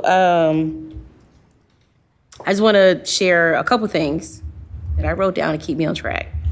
So as policymakers, we must not solely just look at business development when considering alcohol licensing. We got a couple emails from the Chamber of Commerce. I have not yet gotten an email to my questions around policies to deal with some of the unintended consequences of our policy decisions. So I will absolutely come back and add that later through email. But while we absolutely want to support small businesses, especially those owned by folks of color, we must literally consider the long-term systemic impacts of our decisions on the neighborhoods surrounding some of these establishments. In Madison, we see clear examples of uneven development and the ongoing effects of historical redlining, right? We don't need to pretend here. We know that certain neighborhoods across the city, often lower income and mostly Black and brown residents, are oversaturated with fast food restaurants, liquor stores, payday lenders, and even plenty of access to illegal drugs. These same communities often lack access to fresh, healthy, and affordable food, community gathering spaces that are well-resourced and open evenings and weekends. Some of us are talking about that even in this year's budget planning. They lack adequate investment in staffing and mental health supports. They lack meaningful responses sometimes from elected officials such as ourselves. They lack systems designed to serve the immediate area. And we just heard that public health does not yet have a strategy. So meanwhile, wealthier neighborhoods that some of us, not me, represent benefit from greater investments in green space and consistent access to well-funded community service.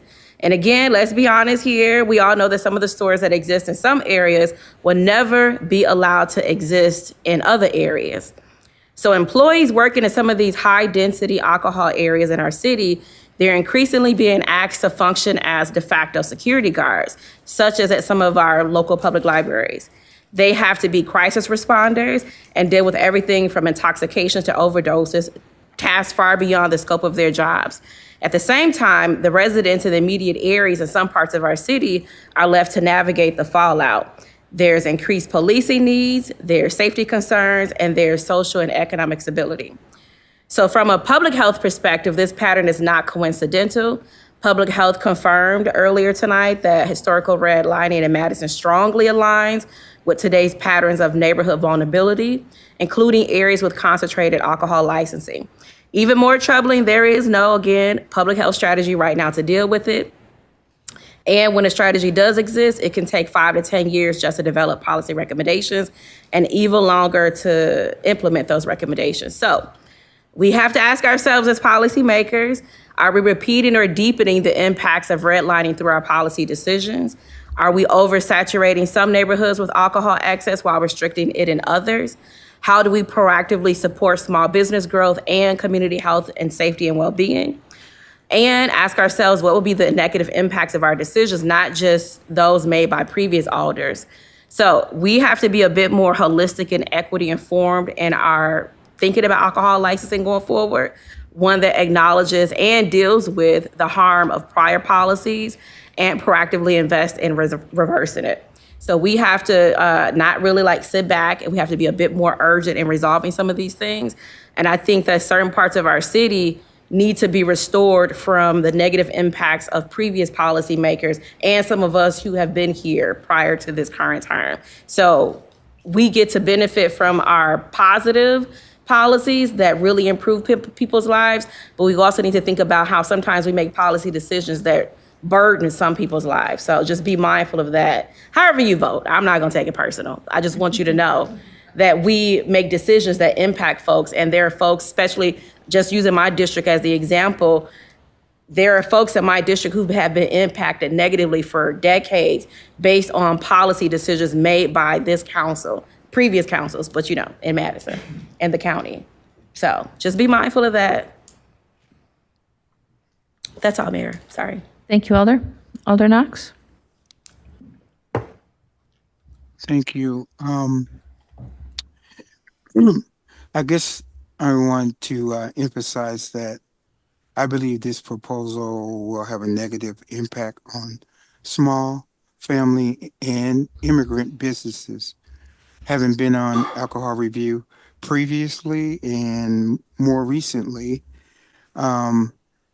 I've noticed that there's been quite a bit of businesses that have received alcohol licensing from our diverse immigrant community. So something like this will have a potential negative impact on those mostly family businesses. I also believe that this policy will have little effective impact on the issue of excessive drinking and alcoholism.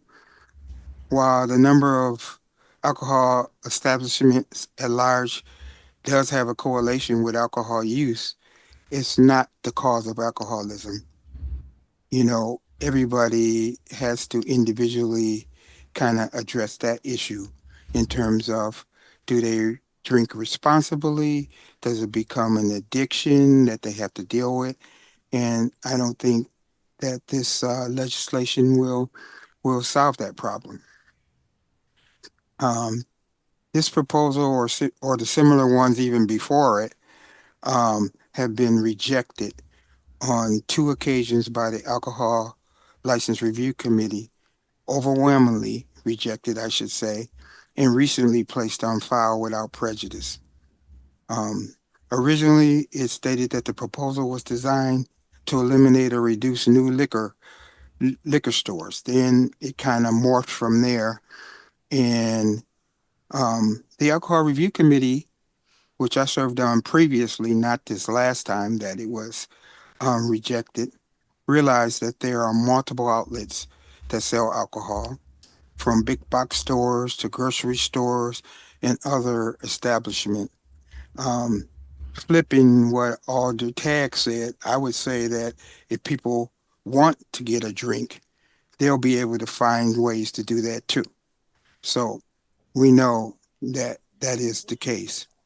And I think this latest version is even more comprehensively restrictive than the original version that seems to target poor and minority neighborhoods than the previous proposal. And while alcohol use is a problem in all communities, also poor and minority communities, and it does exist, there's no secret that residents in these communities are the victims of the highest level of health disparities of any community across the board, and for a variety of reasons, which some people have shared, has to do with access and a whole lot of other reasons. I remind the council that the mission of the Alcohol License Review Committee, which ruled on this 2 times, includes to serve the city's residents and businesses.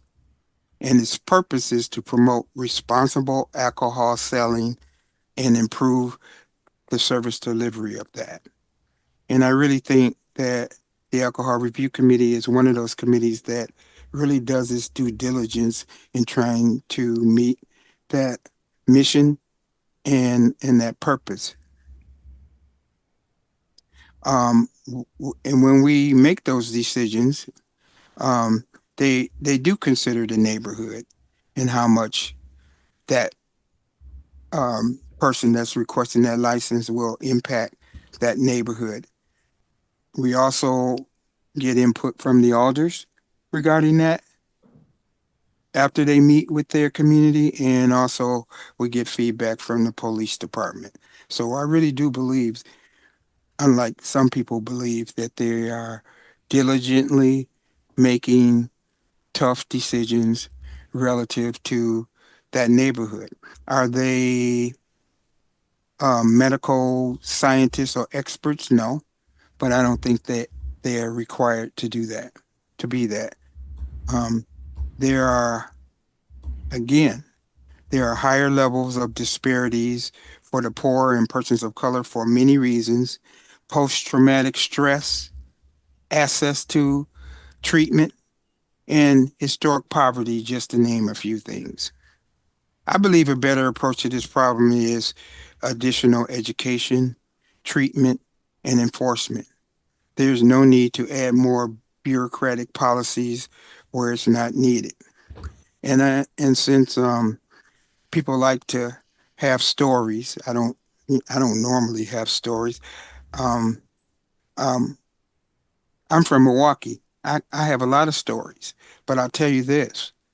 A lot of the taverns, bars, and liquor stores that I experienced in the neighborhoods I grew up with sponsored sporting uh, teams, cotillions. They supported people raising money to go to college. And if there were any kind of need for individuals in our neighborhood, they supported and sponsored those things too. I have a friend whose family owned a liquor store, and because of that, he was able to graduate from Marquette University and get a business degree. So don't assume that these establishments are only trying to make money from their customers. They support the community, in my experience, in many ways. And I loved Arda Vitter's analogy. She kept repeating, which is true, that alcohol is a drug. Well, it kind of hit me because I'm a diabetic, so I don't drink alcohol. But here's an analogy. While sugar is not officially classified as a drug, it has drug-like characteristics similar to alcohol, nicotine, and other illegal drugs. So what's our next step? We probably have a lot of obesity in this town. Are we going to start regulating sugar? Because some people overconsume that versus people who are just being responsible drinkers. I think we need to think about this overreach, and that's what I consider this to be. And I really just want to end by just saying that I think I encourage my colleagues to vote no. I think the Alcohol Review License and Review Committee is doing their due diligence and doing what they're supposed to be doing in managing the number of liquor licenses in communities, and I think they can do that job adequately well. Thank you. Thank you, Alder. Alder Mayor. Thank you, Madam Mayor. A question for the sponsors, if they wish to answer. Why 300 feet? Why not 30? Why not 3,000? What's the significance of 300? Thank you, Alder. Is there objection to allowing the sponsor to jump the queue? Seeing no objection, Alder Vitiver? 300 feet is in the existing ordinance, so that comes directly from state law. So state law requires a 300-foot distance from schools, houses of worship, and hospitals, and the city ordinance added libraries, so that is already on the books for the city. So just maintaining that 300-foot distance with adding the other sensitive sites and the other licenses. Yeah, but why? Why 300? I mean, would want to defend that number. Is there She answered your question. Okay. If you wish to speak to it, you can get back in the queue. Okay, thank you. Alderfield? Thank you, Mayor. I wanted to explain that my involvement in this proposal comes from the fact that I'm concerned about alcohol license density near some sensitive sites that this motion proposes to add to the existing geographic limits that we found in state law and then have added as a city. I have many such sites in and around my district on the east side, some of which are near license holding properties and some of which are not currently. And I once found myself in the position of opposing an application to remove an important standard license condition at an address where MPD had raised concerns about elevated calls for service related to disturbances. At the time, 2 ALRC members voiced that they were struggling with the lack of written standards or procedure that they could use to judge my request to deny based on those concerns. I'm very sympathetic to the difficulty of that, so I'm interested in filling that gap using objective written standards and a coherent policy that is more transparent to prospective license applicants than the current subjective opinion of the local alder if and when they decide to weigh in. And I'll just note that we have heard a version of this concern from a legal perspective described by Attorney Haas earlier. So that's why I'm going to vote in favor of this proposal. For those among my colleagues who don't like the current form of the proposal, I'm also interested to know if there's another model of preventing alcohol license density or concentration by sensitive sites that you might prefer or be able to support instead. One possibility could be a new alcohol overlay district modeled on one that we already use downtown, for example, limiting new licenses in an area such as a section of East Washington Avenue where there are many such licenses already and sensitive sites nearby. This is an area that my colleagues who were on the council last summer will remember as being the scene of another controversial license request that had neighboring residents, neighboring businesses, and even the employees of Hawthorne Library across the street turning out to a council meeting to ask this body to deny that license because of the alcohol-related behaviors and unsafe conditions that they had been dealing with there around the 2700 block. With all of this in mind, I hope you would consider either this proposal or if not, that you'd consider being involved in an alternative way to approach this issue via policy. Thank you. Thank you, Alder. Alder Govindarajan. Thank you, Madam Mayor. I wasn't initially going to speak on this, but over my time on council, I think what I've realized, especially with my district, is if people want alcohol, they tend to find a way to find alcohol. And maybe that's just more specific with where I live, but in my district specifically, those alternatives to finding alcohol tend to be much less safer than the bars. Bartenders in the downtown area, they tend to be trained on identifying fake IDs. They know the signs of when someone might be in an unsafe situation. And they definitely usually have training on how to handle a situation if someone is being sexually assaulted or harassed. And if they don't have any of those, at the very least, they tend to have cameras, which bars tend to have. The alternative in my district tends to be not bars, which are frat houses or house parties, which tend to put people in much more unsafe situations. I understand that in the city we do have an alcohol problem. I personally do agree with that. But I'm worried that if we try to limit bars, which I consider to be safer than several of the other alternatives in my district, then this ordinance feels like the wrong decision to me. I think we do need to, I agree with Alder Pritchett, we do need to focus on more education. And if we want to address the alcohol problem in the city, then we have to explore more creative ideas. I appreciate, for example, the Madison Police Department for working with me last summer to create an amnesty policy that even if someone who is underage is drunk and intoxicated, they can initiate a call for help, or a friend of theirs can initiate a call for help. And as long as they cooperate with the police, they will get medical attention before anything else. That way, they're not walking away with the citation on their permanent record. They're walking away with some flyers on how to get help, a referral to the university on rehabilitation programs, and they got the medical help that they need. I think that is how we address our alcohol problem. I don't think by limiting safer areas, I think that just poses more of a problem for me. That's all. Thank you. Thank you, Alder. Alder Uguer. Thank you, Mayor. Let me first confess that as someone from a family riddled with alcohol abuse disorder, as someone whose first job, paying job, was as an EMT for a rural ambulance service, sometimes literally scraping humanity off the pavement after an alcohol-related accident, that I know that this is a public health problem that's more daunting than I know how to address. So let me get on more comfortable ground and look at this as a business issue. We want to support small businesses, small family businesses in this town, and one of the things that we can do to promote small business is to provide more certainty in the process to gaining all of the approvals that are necessary to launch that business, including regulatory approval. What I see in this ordinance is the creation of greater certainty. Right now, if you file a license, you're eventually going to get before the ALRC, which does a great job.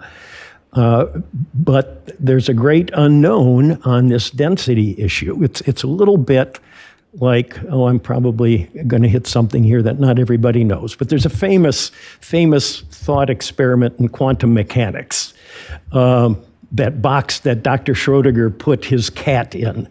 And nobody knows if it's going to live or die, or if it has died until you open the box. It's more complicated than that, but that's what it is. And that's what we've got right now with this lack of certainty and objectivity with regard to consideration of density. An applicant doesn't know if that application is alive or dead until we open the box at the ALRC. I think will actually help small business in this town by creating this greater certainty. I'm going to vote for this measure. Thank you. Thank you, Alder. Alder Glenn? Did I just shut it off? Oh, no. Okay. Hi. I spoke on this at ALRC, and I wasn't going to speak tonight because it's all on record and people can look at it, what I feel. But as I'm listening to people, I feel like there's pieces that have been left out around self-determination, people's choice to choose. As someone who has 23 years, I'm an alcoholic. I've been sober for 23 years. I didn't get sober when I went to treatment. Someone put me in treatment. I didn't get sober when I got a drunk driving. I got sober on a morning when I woke up and I didn't want to do it anymore.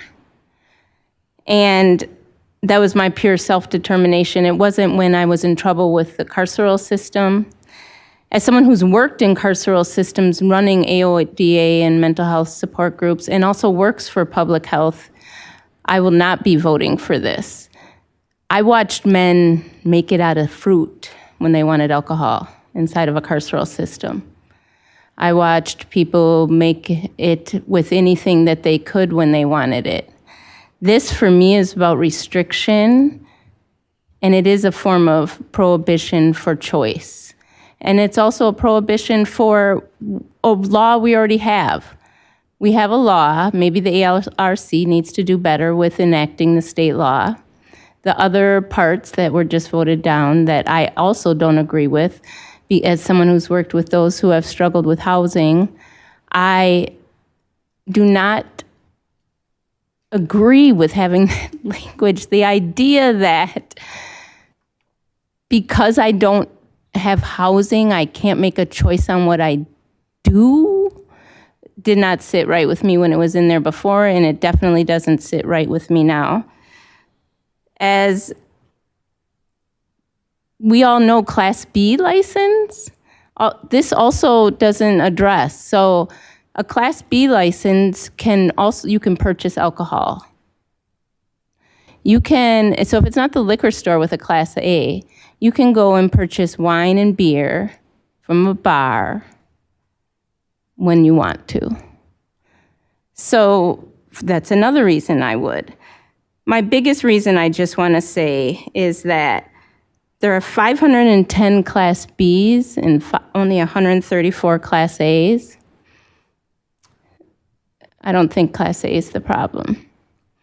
So, self-determination is why I will be voting no. Thanks. Thank you, Alder. Alder Harrington McKinney? Thank you, Madam Mayor. This week, I attended a candlelight vigil for gun violence, and it was called Enough is Enough. And we still have no central overall control of gun violence and injury and all of those things that are associated with that. I also attended a school board meeting where Black and brown children had to walk to school along a very dangerous street and had to cross that street, but still they have to walk to school. I grew up in a family, and this is really touching me, that was an alcoholic family, and to grow up in that environment at my age, when I think about it, it still triggers me. There is a problem with drinking, but I don't believe that this recommendation, this change will make a significant difference. Policy should be implemented when there is a clear need to guide decisions, achieve desired outcomes, or address a specific issue or risk. And although public health has cited great reasons for alcohol outlet density, there are no community partners that are currently in place. There is no timeline that is currently applicable about when these timelines, these partnerships would be in place. And I just feel that this is premature. And for us as policy makers, I don't think that it is well-based. We acknowledge that we do have a problem, but I don't think that this, what is before us, really will move us to change what we're facing in terms of alcohol and the consumption of alcohol. I think that the ARC is in place, and as my colleague said, that perhaps they do need to do a better job, but it is in place. It provides checks and balances.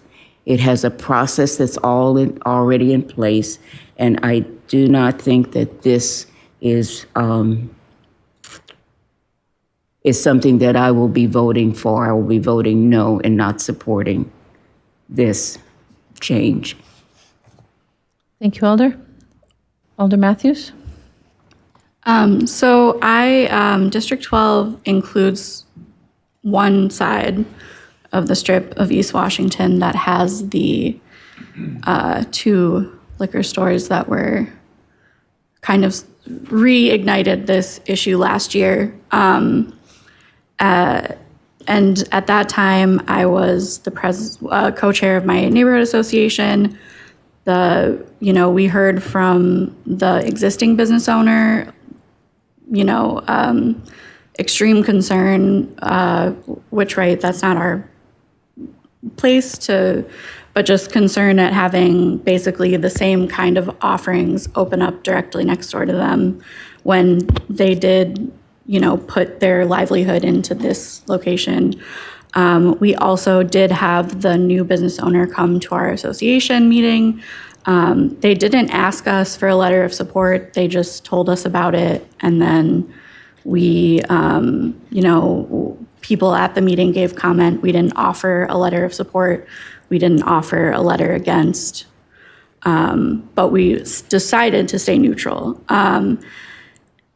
And even at that meeting, they kind of had the idea, or they kind of made it clear that they were like, we're here to check this box so that we can say we came here for our ALRC. And that's fine. There was also a public meeting, which was much less well attended, and where the business owner kind of inflated the amount of support that it was described at our meeting people had. There were, 1 or 2 people that were like, it's Wisconsin. Of course, let's have another liquor store. Who cares? Or and there were people who still weren't very comfortable with it. But that support from the neighborhood was mentioned at that meeting, that public meeting. It was also mentioned as kind of a heavily deciding factor in approving it at the Common Council meeting as well. And that is, again, not to say that any one person or one entity did anything wrong, but just it is not quite as simple as, a ton of applications go to ALRC every time. To expect them to put in the work to cross-reference what actually happened at the neighborhood meeting and the minutes or this, that, and the other thing. That's a lot to ask them to do. I don't know that we should be expecting that, but things can get missed. I also would say across the street, there are 2 other Class A license holders, I think, in that stretch between Milwaukee Street and that Taco Bell on East Washington. The language of the ordinance mentioned there are 131 Class A, I think 134, that's pretty similar. That's 3% of the total of the whole city Class A licenses. There's no reason why a period of the city that small should necessarily have that much, like that large of a percentage, thinking again of the whole city. And again, the 300 feet isn't even that restrictive. It would, they could still have probably 2 or 3 more in this stretch of East Washington and still meet that. But I am concerned some about the language of the treatment centers and the homeless services providers. I agree with what some other folks have said, that it's not, right? The density really is the issue here, and people are going to get alcohol if they want to get alcohol. But that goes both ways, right? If you are a business owner, you just need to have your business a couple more feet away than it may have been before to fit in that 300. And I'm sorry, I'm being pretty scattered. I don't know how I want to vote on this, because again, I think there are potential unintended consequences by the vagueness of the treatment centers and the homeless services providers. And I also don't think it's appropriate to put that restriction on homeless services providers when those are people who have some of the least, have less access to be getting around to somewhere that is further away. They have a right, as anyone does. So yeah, I don't know how I'm going to vote, but I do think that the density is a big problem, and that same stretch, you've probably driven down it. If not, it does have the check cashing places, the payday loans. I've commuted to jobs all across the city for many years, and that stretch of just from the Milwaukee Street to the Taco Bell has some of the most jaywalking that I've seen, like dangerous jaywalking, like diagonal across the middle of the whole thing. I've commuted from the West Side down University. I've commuted on campus. I've commuted from further down East Wash. And I know that's anecdotal, but that is something that I've only seen on that strip, driving throughout all of Madison. So I would definitely support other options. I know that was something that was asked, but I have concerns about the vagueness. Oh, also the one of the questions that was going to bring up other unintended consequences was, I think, answered by the fact that it is only new applications in a new location. I think that should be good, but thank you. Thank you, Alder. Alder Figueroa Cole. Thank you, Mayor. So I'm going to make it real quick, so I'm not going to repeat everything that has been said. And I happen to agree with most everything that my colleagues have brought up, especially with the statement from Alder Madison, at the same time with the statement from Alder Knox. However, I do feel that this is not a change that is going to improve help us help small businesses. We had someone here from community development an hour or so ago explaining to us that we have no data associated to this ordinance, how that's going to impact our small businesses on the city. So to me, that's really where I still hang up on this ordinance, the possibility that people will not be able to compete in a way that is equitable, fair, and where they get hit with these changes. However, to Alder Fields, ask for What else can we do? I do have a long list of that, and I'm not going to go through the entire list, but I'm going to start with what exactly is public health role in the AARC. And I know the answer to that because I had done my research plenty. Like I worked on this for a year, trying to understand what the AARC role is and what are the moving pieces there. Their role is to go and check in to make sure that we have food safety in our restaurants for the most part.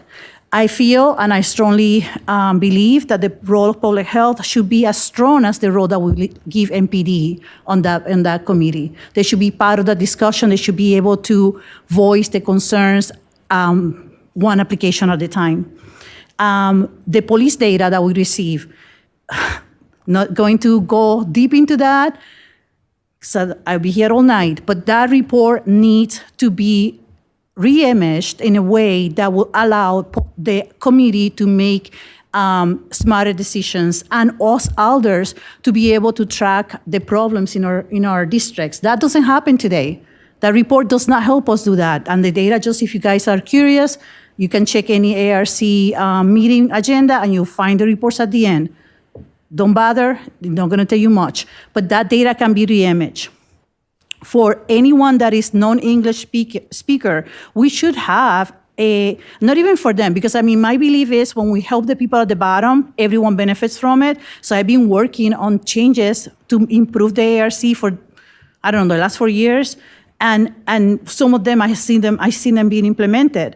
But from that lens of helping people that don't speak English, which we have seen in a big amount of them coming to the ARC more than any other times. I mean, I have been following this committee for years, even before I became an elder. We see a lot of women of color coming here asking for a license. So what we should really do as elders is create a position that supports and to support them to navigate the ARC and the alcohol state policies. They don't have that. I don't have a lot of liquor licenses in my district, but I do end up supporting a lot of non-speaking, I'm going to say just Spanish-speaking people because I don't speak any other language. From all of your districts, I have touched many of the districts already in the city. We don't have that person that can actually provide that direct support. So if we have someone that is dedicated to do that, dedicated to educate the applicants on how to run their business, that will actually help. And we also need a system that we need to update our systems so it's easier for people to access the information. It's easier for elders to access the information. It's easier for applicants to apply online, for example, to have data that we can easily report on. We don't have any of that today. So it will be easier for me to blame the results of the issues here, or to try to control people's access to alcohol. That would be kind of an easier way for me. But to me, I personally feel, and again, this is something that I've been working on, and I welcome anyone that wants to jump on the wagon, we should improve our own processes before we make changes here. So if you're going to come to me with this change, and I have been very clear, how does this impact small businesses, then give me the data that shows how this is not going to impact small businesses. But yet we cannot even get the data because we don't have the system in place to collect it.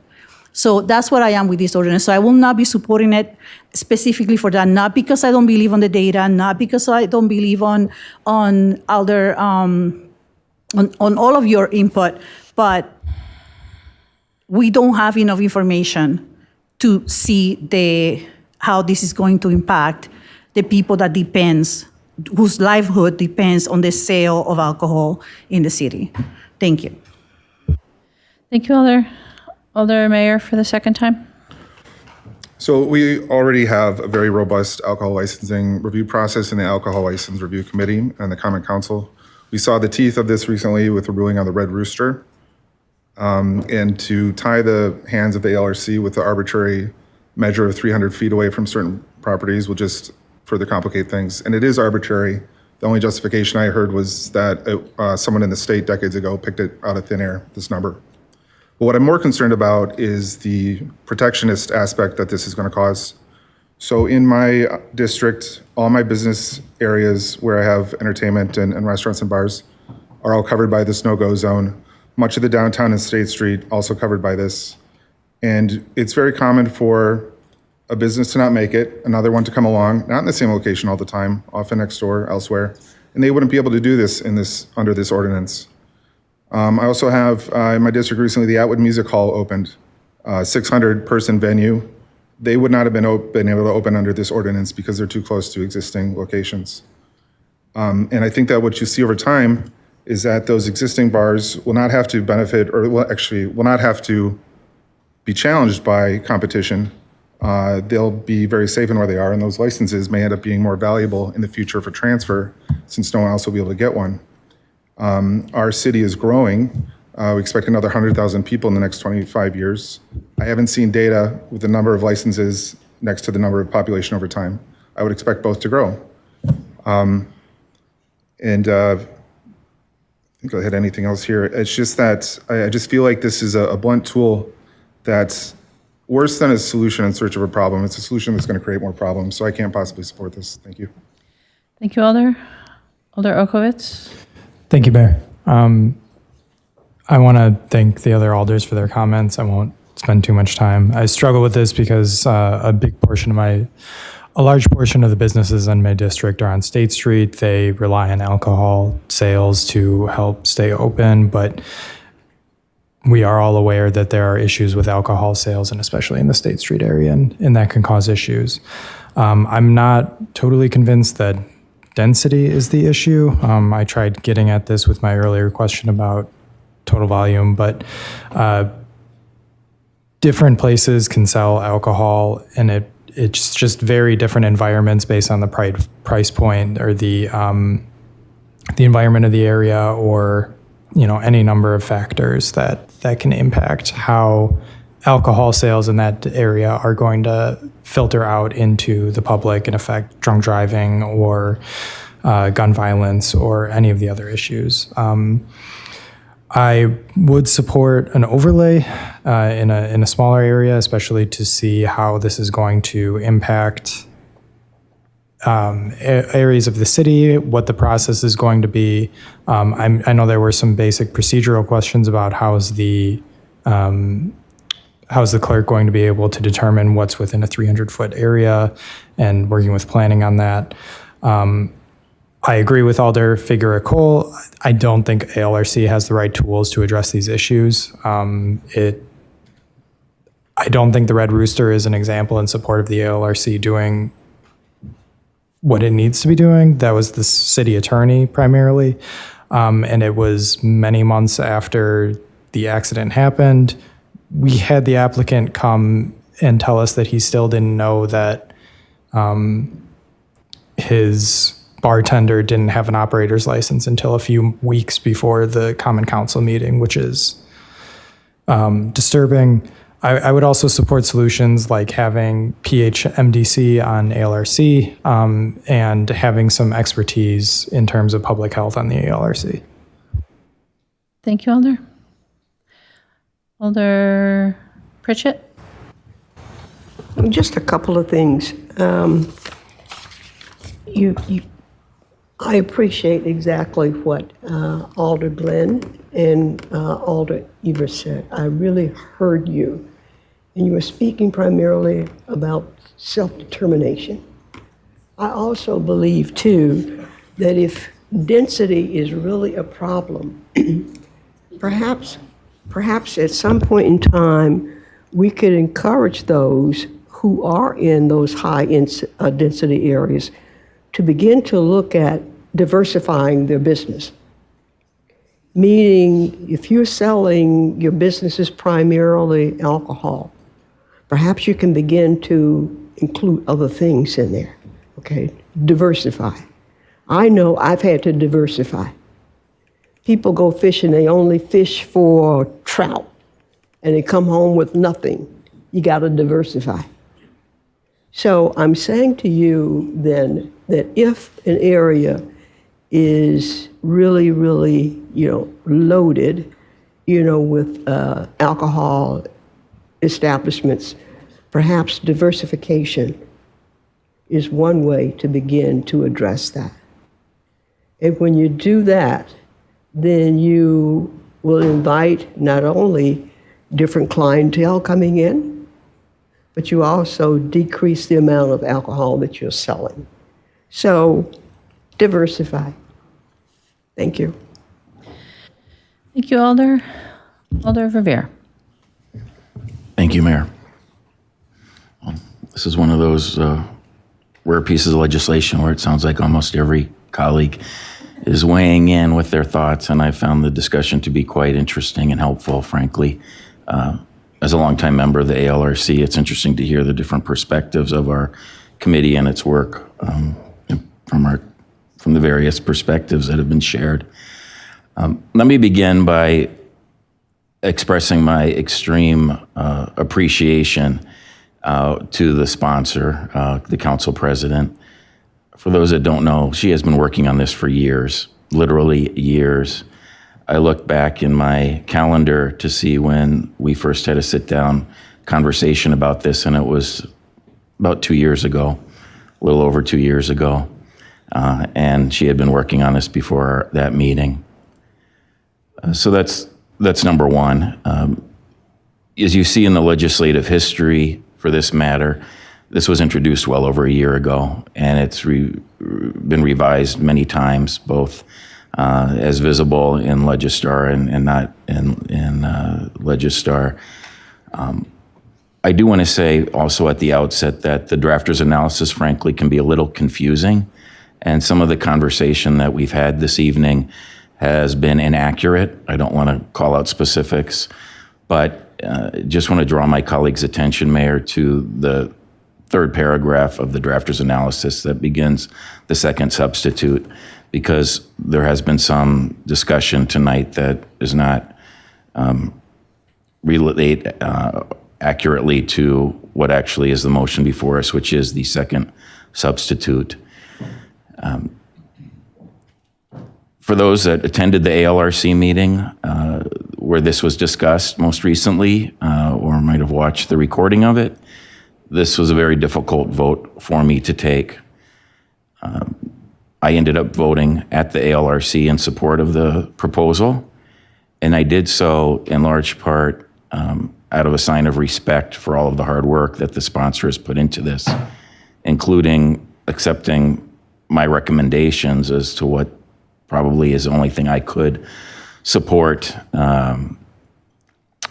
which is largely what you see in the second substitute, not entirely, to be sure. This isn't my work. This is the sponsor's work. But that is largely why I supported this at the ALRC. And as I said at that meeting, I'm very conflicted on this, and I continue to be conflicted. First of all, I don't think that if we adopt this, the sky is falling. I don't think it will have that dramatic an impact one way or the other. I say that because, as you all have heard and can read, this prohibition can be waived by a majority vote of this body. Every license that we grant, including several tonight on the consent motion, is by a simple majority vote. And this ordinance has been on the books for literally generations, as has the underlying state statute, I guess 1947, as is still stated in the ordinance here in Madison. That prohibition, by the way, has been largely ignored by those of us that are in City Hall today and our predecessors. One thing I've often found to be curious, but I inherited this practice when I came here a long time ago, is that no one pays attention to this prohibition. I've actually asked the ALRC legal counsel at our last meeting at her convenience to please research for us what other municipalities do as it relates to this provision of Chapter 125 of the statutes, because it's curious to me that we've always ignored it, literally ignored it. And by the way, that language that says, quote, waived by a majority vote of the Common Council, or in the statute, it says governing body, which is what we are, is the municipal's governing body, is directly in the law and has been in the law, I presume, from the very beginning. And this statute hasn't been amended, to my knowledge, anytime recently. The legislature, some of you might know, very dramatically rewrote Chapter 125 of the statutes, and this provision was not touched. So I have a feeling it really doesn't have much of an impact around the state, one way or the other, just a guess, but I would be curious to have that information. I frankly think we do a pretty good job on the ALRC, and that's why in all the years I've been here, I can count on probably only a couple hands the number of license applications that have been debated on the council floor. I often tell people that 99.9% of the recommendations of the ALRC and every single thing the ALRC does, with very minor exceptions, have to be approved by the Common Council. We don't have the independent authority that some might think we have, but the reality is that councils, past and present, have accepted our recommendations in large part, I would like to think, because they have faith and confidence in the work that we do. And most of us on the committee, I would like to think every one of us on the committee takes that responsibility extremely seriously and tries to do our homework to the best of our ability. I will say, I'll put in a public service announcement, and I've said it many times individually, and when I have the opportunity, it is invaluable to us when the alder of the district gives their input on pending matters before our committee. Sometimes we have great input and sometimes no input, and it really would be wonderful to have the former and not the latter. And I realize we're all extremely busy, as I well know. But if colleagues could give input to even one of your three colleagues that serve on the committee individually or collectively, more appropriately through the city clerk's office and the licensing email to the clerk's office, it really is helpful. I can't overstate how helpful that is for us. The input that we receive, not only from you on the council, but through other stakeholders, is also very valuable. Neighborhood associations, local police, commanders, neighbors, among others, is very valuable, and it will continue to be valuable. It would be hypocritical of me to say that I don't support limiting density, because I was one of the sponsors of the 2000s era alcohol license density ordinance that covers much of the greater State Street area and continues to this day as the alcohol overlay district codified in Chapter 28, our zoning code.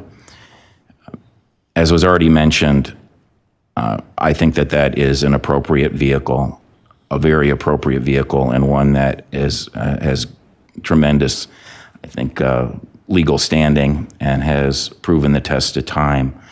So I would encourage colleagues, whether this is adopted or not tonight, or for that matter in the future in a different form, that if you have concerns about particular geographic areas in your respective districts, please seriously consider a conversation about an alcohol overlay district. I'm happy to speak to anybody about that. When we were going through that debate over the gas station changing ownership on East Washington Avenue that has been mentioned a few times tonight, that was a clear example of an area that I think in all respects warrants an alcohol overlay district, and one that would have been helpful in that case. Again, not in Chapter 38, the alcohol licensing ordinances, but in Chapter 28, the zoning code. And again, we have a model with the downtown alcohol overlay district. You can make as many exceptions as you want in an alcohol overlay district, restaurants being a big one, entertainment venues is another one in the case of State Street area, and they can be tailored individually. So again, whether this is successful or not tonight, I think that it's an appropriate course of action for folks to seriously consider. As it relates to this proposal, I have concerns that Alder, you're approaching 9 minutes. Thank you. That the office of the city clerk doesn't have the resources to address this if it's adopted tonight. I know that they don't today have those resources to figure out what's within 300 feet of an application to the front entrance of one of these types of uses. And I would be much more comfortable if we waited until we had that clear directive that that information is indeed available. And then lastly, so that's one concern. Lastly, I do think that although I'm sure the vast majority of our applicants, and I completely agree that so many of our applicants are immigrants and folks whose English is not their first language, which is one of the reasons why I've enjoyed serving on this committee for as long as I have, is helping those folks realize their dreams. But I do have a concern that those that actually do read the ordinance, if this is adopted, will think, well, I don't have a chance to be approved if I have another alcohol license establishment on the same block as I do, as I would like to open. And by the way, as I read the ordinance, it does apply to businesses that are being sold, to being purchased. Those are technically new licenses. Those aren't transfers. Transfers are when a current license holder physically moves from address to address. So for those reasons, although I'm very conflicted, and with apologies to the sponsor and for all of the tremendous work that the president put into this, and notwithstanding my vote at the committee for this, I will be voting no tonight on this proposal at this time. Thank you. Thank you, Alder. We have one Alder left in the queue. Call the question. Is a motion to call the question. Alder Knox, will you withdraw or should we go to a vote? Alder Knox will withdraw. All right, the question is called. It's before us. All those in favor, aye. Those opposed, no. As your name is called, and the clerk will please call the roll. Alder Lankella? No. Alder Lankella, no. Alder Knox? No. Alder Knox, no. Alder Madison? Aye. Alder Madison, aye. Alder Martinez Rutherford? We'll come back. Alder Matthews? We'll come back. Alder Mayor? No. Alder Mayor, no. Alder O'Brien? No. Alder O'Brien, no. Alder Okovich? No. Alder Okovich, no. Alder Pritchett? No. Alder Pritchett, no. Alder Tischler? Alder Tischler, no. Alder Verveer? No. Alder Verveer, no. Alder Vitiver? Alder Vitiver, aye. Alder Duncan? No. Alder Duncan, no. Alder Evers? No. Alder Evers, no. Alder Field? Aye. Alder Field, aye. Alder Figueroa Cole? No. Alder Figueroa Cole, no. Alder Glenn? Alder Glenn, no. Alder Govindarajan? Alder Govindarajan, no. Alder Ugair? Aye. Alder Ugair, aye. Alder Harrington McKinney? No. Alder Harrington McKinney, no. Alder Martinez Rutherford? No. Alder Martinez Rutherford, no. Alder Matthews? No. Alder Matthews, no. We have 4 ayes and 16 noes. 4 ayes, the motion fails, and I'm going to ask us to stand informal while I have President Vitiver take the chair. Oh, Alder Vitiver? I was just going to ask for a 10-minute recess and then. Is there any objection to a 10-minute recess? Seeing no objection, we are in recess for 10 minutes. That takes us to 9:26.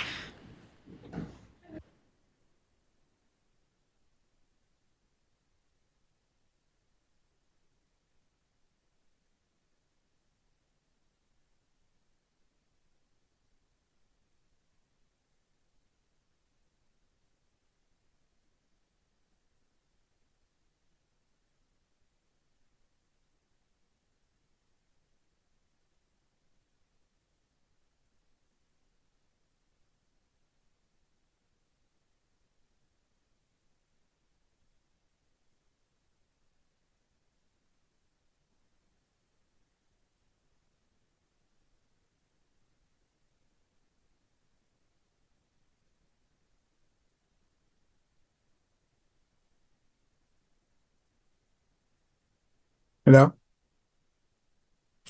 Vitabeer's proposal goes down 16-4. Bam.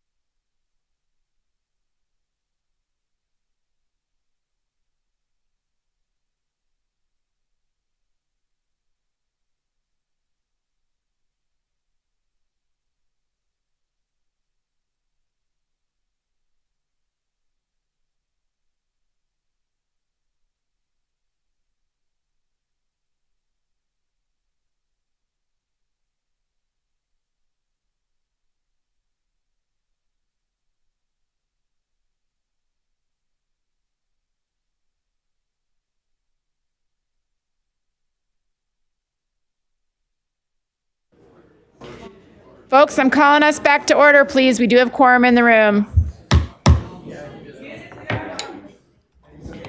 The clerk will please call the roll.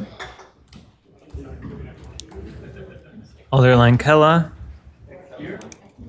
Alder Lankella present. Alder Knox.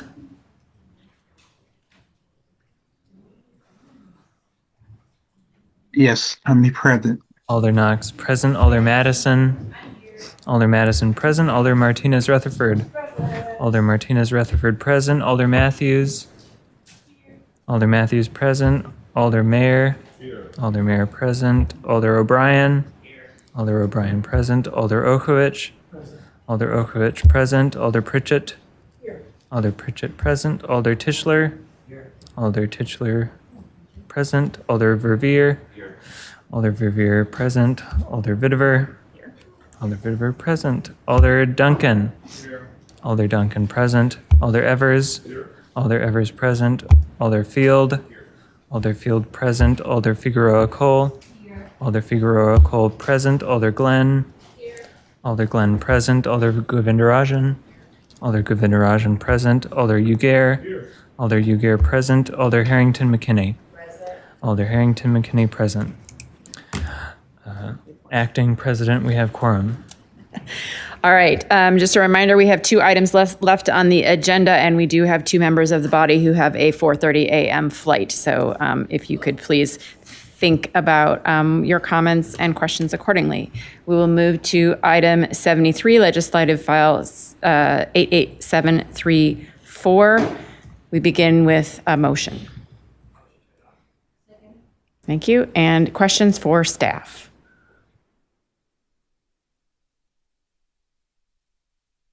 Questions for staff? No questions for staff? Then discussion.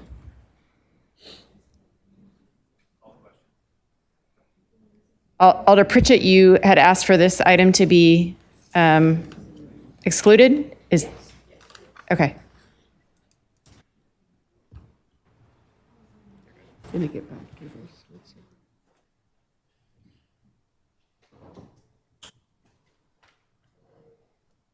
No, that's not the one. You did not wish to exclude this item? Okay. Then on item 73, is there any objection to a unanimous vote in favor of item 73? Yes, it was a motion to approve. Approving the for reuse loan agreements. And it was seconded. Is there an objection to a unanimous vote in favor of this item? Seeing no objection, the item is approved. We will move on to item 77. Thank you. Do we have questions for staff on item 77?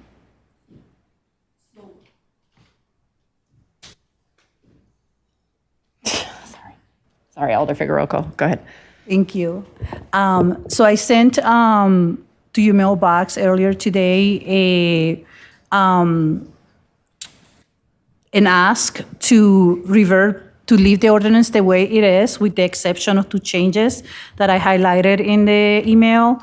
The first change is the moving the logistics or the process of seeking the applications and creating the file to pass on to the council leadership and the mayor's office to do the recommendations to council.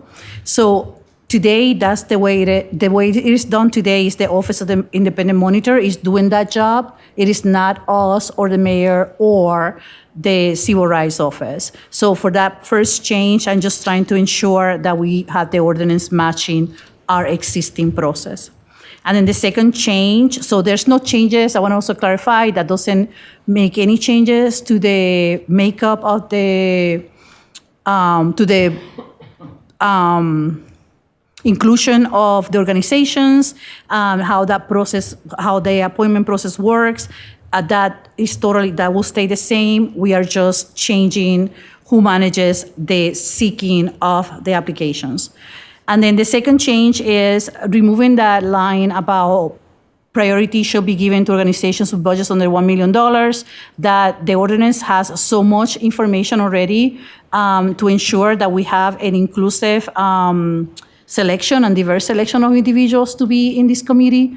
If you look at the list that we have in there, most of those organizations are already over $1 million budgets. So it is redundant, and I don't think it's necessary. So I really hope that you guys have support those two small changes.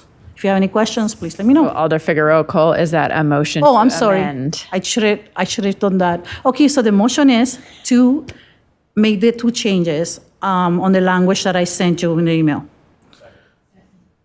Excellent. All right, so the motion on the floor is the amended version of the item. Go ahead, Attorney. I think just to clarify, Alder Figueroa Cole accurately described her amendment, but it would also, since we have the original language, it would also include reversing all of the changes, additions, and deletions that were in the original proposal. The end result would be what she described, but I think procedurally, because it's a floor amendment, we have to amend that existing language that was inserted into the original proposal. So does that make sense? Not And- entirely. Okay, so we have, first of all, we'll have two votes. One is the floor amendment. Currently, or I should say, the original ordinance proposal had a number of additions and strike-throughs of the existing ordinance. And so the intent of this amendment is to remove all of those changes, essentially revert back to what's in the ordinance now with just the two changes that the sponsor proposed. The language about the independent monitor and removing the language about giving priority to organizations that have an annual budget of $1 million or less. Those would be the only two changes made if both of these votes succeed. So first would be a vote on the amendment to create what will be the finished product of the existing ordinance with the two proposed changes. Then there will be a vote to adopt that if the first vote passes. Alder Figueroa Cole, did you want to speak to the amendment any more than you already have? Nope. Great. Sorry, I That's quite all right. skipped the thing. That's okay. Then I'm going to go to Alder Madison. Thank you, Alder. I guess I have a question for whomever the attorney was at the last PCOB meeting, because they recommended us to place it on file. And I'm curious now, did this part of the discussion come up potentially at that meeting? Did they also potentially discuss some of this? Because I am hesitant to, support anything that specifically they're not in agreement with or haven't had an opportunity to discuss. Yep. This is a floor amendment, like I all, understand. right? So as with any ordinance proposal, alders can make amendments on the floor. This proposal was not discussed at the COB meeting. And it was ultimately, I'm not sure that the attorney recommended placing on file. Maybe he recommended it based on what the board said they wanted to do, but of course, ultimately, it was the board's recommendation to place it on file. Yep. Thank you. So just to clarify, because it's late, this part of it's just a floor amendment, which I understand, but that they did not have that discussion about these two, reverting back and adding these two changes. And at least in our notes, it says the PCOB recommended to place on file with prejudice. Correct. Okay. Thank you. Alder Harrington McKinney. Nope, excuse me. I'm sorry. Alder Pritchett. You were ahead. Yeah, a major concern that I have is looking at independence. Who and what strategy, what's in place to decide who will be or who will not be, on this, on oversight. Who is in charge of that? Meaning, who makes the decision concerning the composition of the oversight group? Ultimately, the appointments are made by the mayor, and in some cases, the council. The council then votes on all of the appointments. So this would affect simply the process of getting those names to the council to confirm the appointments. And currently, the ordinance states that the council and the mayor are to collect the applications. So this ordinance would change that responsibility to the independent monitor. Of course, when the board was originally created, there was no independent monitor. So at that point, it was decided that that work would be done by the mayor's office and the council office. Principally, the common council office shepherded that whole process. Now there is an independent monitor in place who is the executive secretary to the board. So I think the intent of the ordinance is that is the staff to the board, and that person should be responsible for collecting the applications that get forwarded to the mayor and the council to decide. Who developed the application? That was a process that was done when the board was originally created. I think it was work between the council office, mostly the council office. Karen, would that be correct? Did a lot of, all of the administrative legwork, including creating an application form. Because if it's supposed to be independent, would it be fair to say, that you should have voices from those outside of rather than from those inside?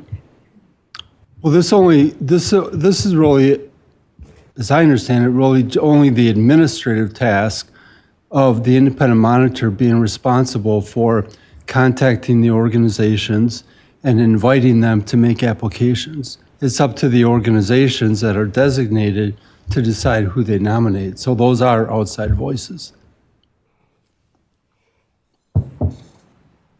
Okay, Alder Harrington McKinney.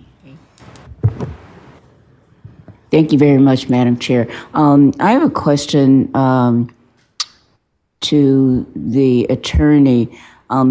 Does this change the organizations that were on the original list of organizations to submit members?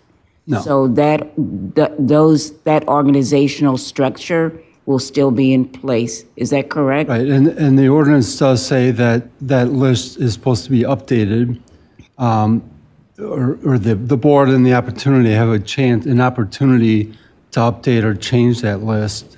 It's either, I think it's every 2 years. And the opportunity to change that list every 2 years will be made by the independent monitor? No, the board can make a recommendation to the council, but this ordinance does not affect that process at all. Okay, so I just want to make sure I'm clear, is that the same organizations will still remain the same organizations that will make their recommendation to the body? Unless changed by the council. Thank you. Alder Knox. Yeah, I guess I wanted a little clarification. I know there's more other sections, but so these changes will occur. Are there other applicants that can apply to be nominated besides these nominees from these 9 groups? Yes, there are at-large nominations as well. People can Okay, so self-nominate or. Okay, so that's what the reference is to, where if they don't nominate anyone, the mayor and the council shall appoint from a pool of eligible applicants. So there are these other eligible applicants that are able to be confirmed? Correct. Or, no, okay, I was just trying to, I didn't know if that was in another section, but okay, thank you. Alder Matthews. Sorry, I'll be brief. So it seems the only change that could be related to the independence of the board is the separation of, replacing mayor and common council with office of the independent monitor, which would appear to be giving the monitor more independence, not less. I would agree, but again, it's really an administrative process. Well, yeah, they already are doing it that way. Just Right. for all the concerns I've heard are them getting less independent. Alder Harrington McKinney. For the second time, just clarification, is this that, and let me put it out there and you'll let me know if it's correct or not. In terms of having agencies submit names, was there a challenge with quorum and having the agencies support or recommend individuals to serve on that body? Was there a quorum challenge with these specific agencies as they stand? It's a good question, Alden. My understanding is that was what initially led to the board actually looking at this ordinance, was because they were having difficulty, in some cases, having a quorum or getting enough nominations submitted from the organizations. The board, is my understanding, feels that that issue has been largely resolved and that they've been having better communications with the organizations to be able to get those nominations in. And they feel like that issue that originally caught their attention has been resolved largely. And they've articulated that those issues have been resolved. Right. Okay. Alder Madison. Thank you, I know, for again. But is there anybody from the PCOB or OIM's office potentially online or available? Especially because it seems like there's some different thoughts about the $1 million piece. No one's there? Not unless somebody from the tech team tells me that there is. I don't see them on my screen. Right. It would only be, I believe, the independent monitor, Robin Copley or Greg Golumbiak, and I don't see them on the screen. I do not see them in attendance. Alder Knox, is your hand up from before, or did you have another question? Okay, thank you. Alder Evers. Well, just speaking to this amendment, it's my understanding the reason why the stipulation about the budgets under 1 million, and that several of the participating organizations that are currently nominating have budgets over 1 million. And so if perhaps that's a result of inflation, but several of our nonprofits who are currently contributing to nominees, and I believe that's why the alder made this amendment, that this actually makes it easier for the current process to proceed. So it's not meant to overrule the interests and concerns of the PCOB. It's actually to make things easier. Alder Mayor. I'm not quite sure to ask this, but the original item had a lot of opposition from the community. The amendment seems pretty decent to me on the surface, but should something like this normally go back to that committee? I don't know who to ask that to. Just like what precedent there is for this kind of thing. That's up to the council. There can be a re-referral back if the council wishes. It's not required to, though. Alder Madison. Oh, someone is asking you for the phone number, I'm sorry, to call in. It doesn't look like it's allowing them to register online again for it. Do you mean staff? Yes. I can send the phone number if you provide an email. All right, what is your email? Because he's texting about this $1 million thing. Yeah, I'm telling y'all, do not. If we could ask the tech facilitator to send invites to Robin Copley and Greg Golumbiak, that would be Send helpful. it to them, just in case. And in the meantime, we will go to Alder Figueroa Cole. Thank you, President Whitaker. So I just want to respond to Mayor's question. These, if you look at the Legistar file that has the presentation, all of those changes were discussed at the board multiple times. This has been going around since December. On the last meeting, I specifically asked why these particular changes were not taken into consideration, since we already doing that as a process, and there wasn't really any definite explanation of that. As part of being part of leadership the past 2 years, we have had to deal with the lack of quorum. We have had to deal with the process to get applicants, which again, the OIM is doing already and their office is doing already, and then review the applicants, then to bring them to council. So the changes are to be in to match the existing process. So we're not out there. I mean, nothing stops you from going finding people that you may want to get them interested and passing that to the OIM, but it's their role to do that. So that is happening already today.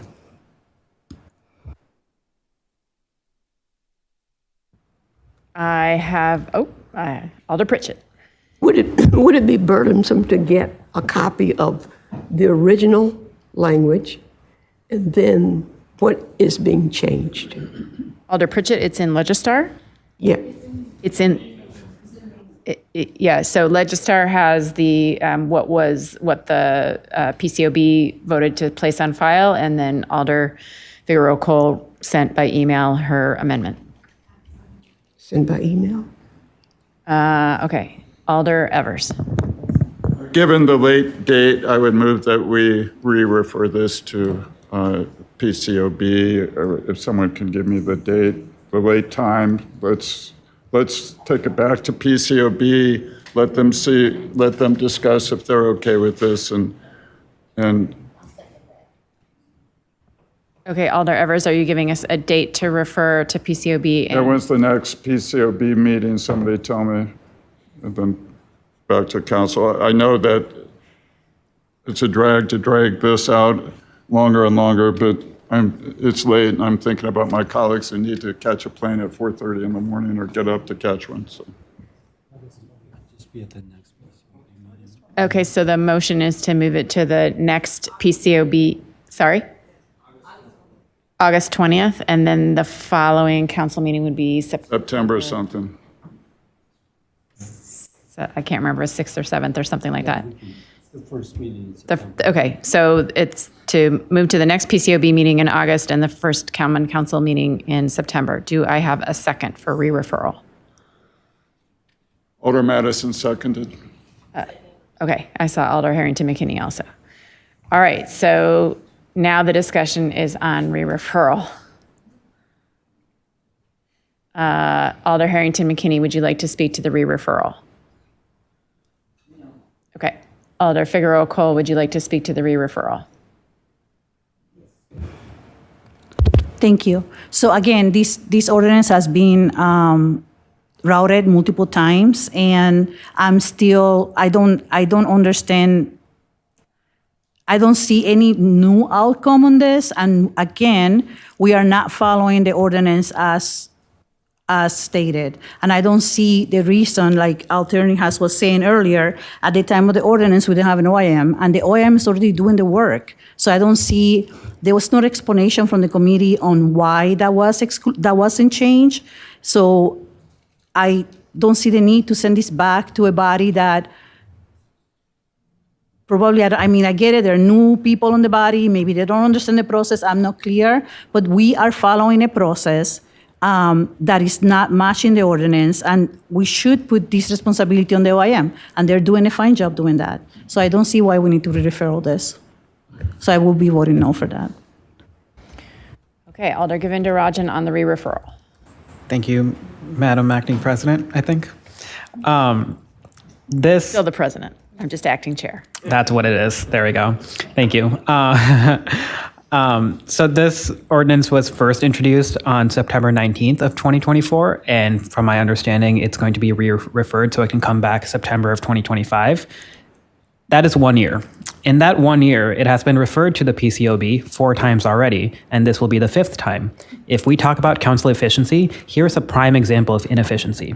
We have seen that the PCOB has failed to meet for quorum at least 3 times. It has heard this at least twice, just looking at this agenda in front of us. I don't know if I can support this referral with the confidence that 1, they will meet, and 2, we will learn anything different than we have this time. So please vote no. Thank you. Alder Madison on the re-referral. Just give me 3 seconds. Okay. So when we met, so I am absolutely going to support the re-referral if it's not, and I also want to point out that Greg is here, so I definitely had questions for staff to clear up something, so it would be good to be able to still ask those questions. But I am also going to say no because last November during budget season, we had a long conversation about the OIM, the PCOB, and we asked for some very specific things. We asked for reporting, we asked for quorum, we asked for all these things. They are now meeting, they have had quorum, so it's unfair to point out these 3 meetings that they did not have quorum before that November meeting. They have been meeting and having quorum and doing the work that we've asked them to do. At minimum, we have not even given them a year to see if they're meeting the things that we pointed out in November. And as a Black woman, and we're talking about a group where it's predominantly folks of color, for us to come here and then change something, it starts feeling like we're not holding ourselves up to, this high standard and how we work with this group. So I'm supporting the re-referral only because I believe that we should give them an opportunity to do what it is that they agreed to do. And there seems to be some miscommunication or misunderstandings about what happened at that meeting. That's why I would like for Greg to clear up some things at minimum so we can vote with the accurate retelling of the last meeting and what the PCOB has asked for. And in my reading of our agenda, it says they recommended it to be placed on file. So it sounds like they had quorum and they met to have that discussion. Attorney Haas, did you want to? I'm not sure what the. So I do want to, part of it is. They did, I did confirm that they voted to place in a file. Exactly. If there are questions because of the motion on the floor, if there's going to be questions for staff, it should be related to the referral. If you need confirmation, you can certainly ask. Yep. So I guess a question for staff is there the likeliness that there will be quorum to have the discussion again because they've had a recent history of having quorum to have the discussion?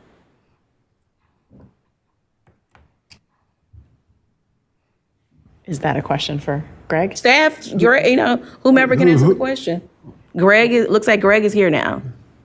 Sure. Greg, are you able to unmute? Yes. I hadn't planned to speak. I apologize. Yes, there's been no problem since the new members were appointed. There's been no problem with achieving quorum. Quorum has been achieved at every PCB meeting as well as every PCB training. So I wouldn't expect that to be a problem. Thank you. Okay. I have no other alders in the queue on the issue of re-referral. I'm anticipating the need for a roll call, so if the clerk could please call the roll. On the issue of re-referral, want to make sure everybody knows what you're voting on. Just the issue of re-referral back to the PCOB. Alder Lankella. Yes. Alder Lankella, aye. Alder Knox. No. Alder Knox, no. Alder Madison. Aye. Alder Madison, aye. Alder Martinez Rutherford. No. Alder Martinez Rutherford, no. Alder Matthews. Aye. Alder Matthews, aye. Alder Mayor. Aye. Alder Mayor, aye. Alder O'Brien. Aye. Alder O'Brien, aye. Alder Okowicz. Alder Okowicz, aye. Alder Pritchett. Aye. Alder Pritchett, aye. Alder Tischler. Aye. Alder Tischler, aye. Alder Verveer. Aye. Alder Verveer, aye. Alder Duncan. Aye. Alder Duncan, aye. Alder Evers. Aye. Alder Evers, aye. Alder Field. Aye. Alder Field, aye. Alder Figueroa Cole. No. Alder Figueroa Cole, no. Alder Glenn. Aye. Alder Glenn, aye. Alder Govindarajan. No. Alder Govindarajan, no. Alder Ugair. Aye. Alder Ugair, aye. Alder Harrington McKinney. Aye. Alder Harrington McKinney, aye.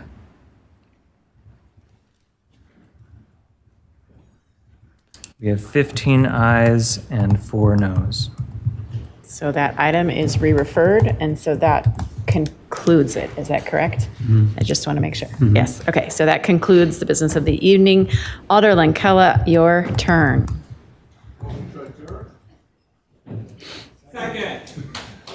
Assuming unopposed, I will assume a unanimous vote in favor unless someone signals otherwise. We are adjourned.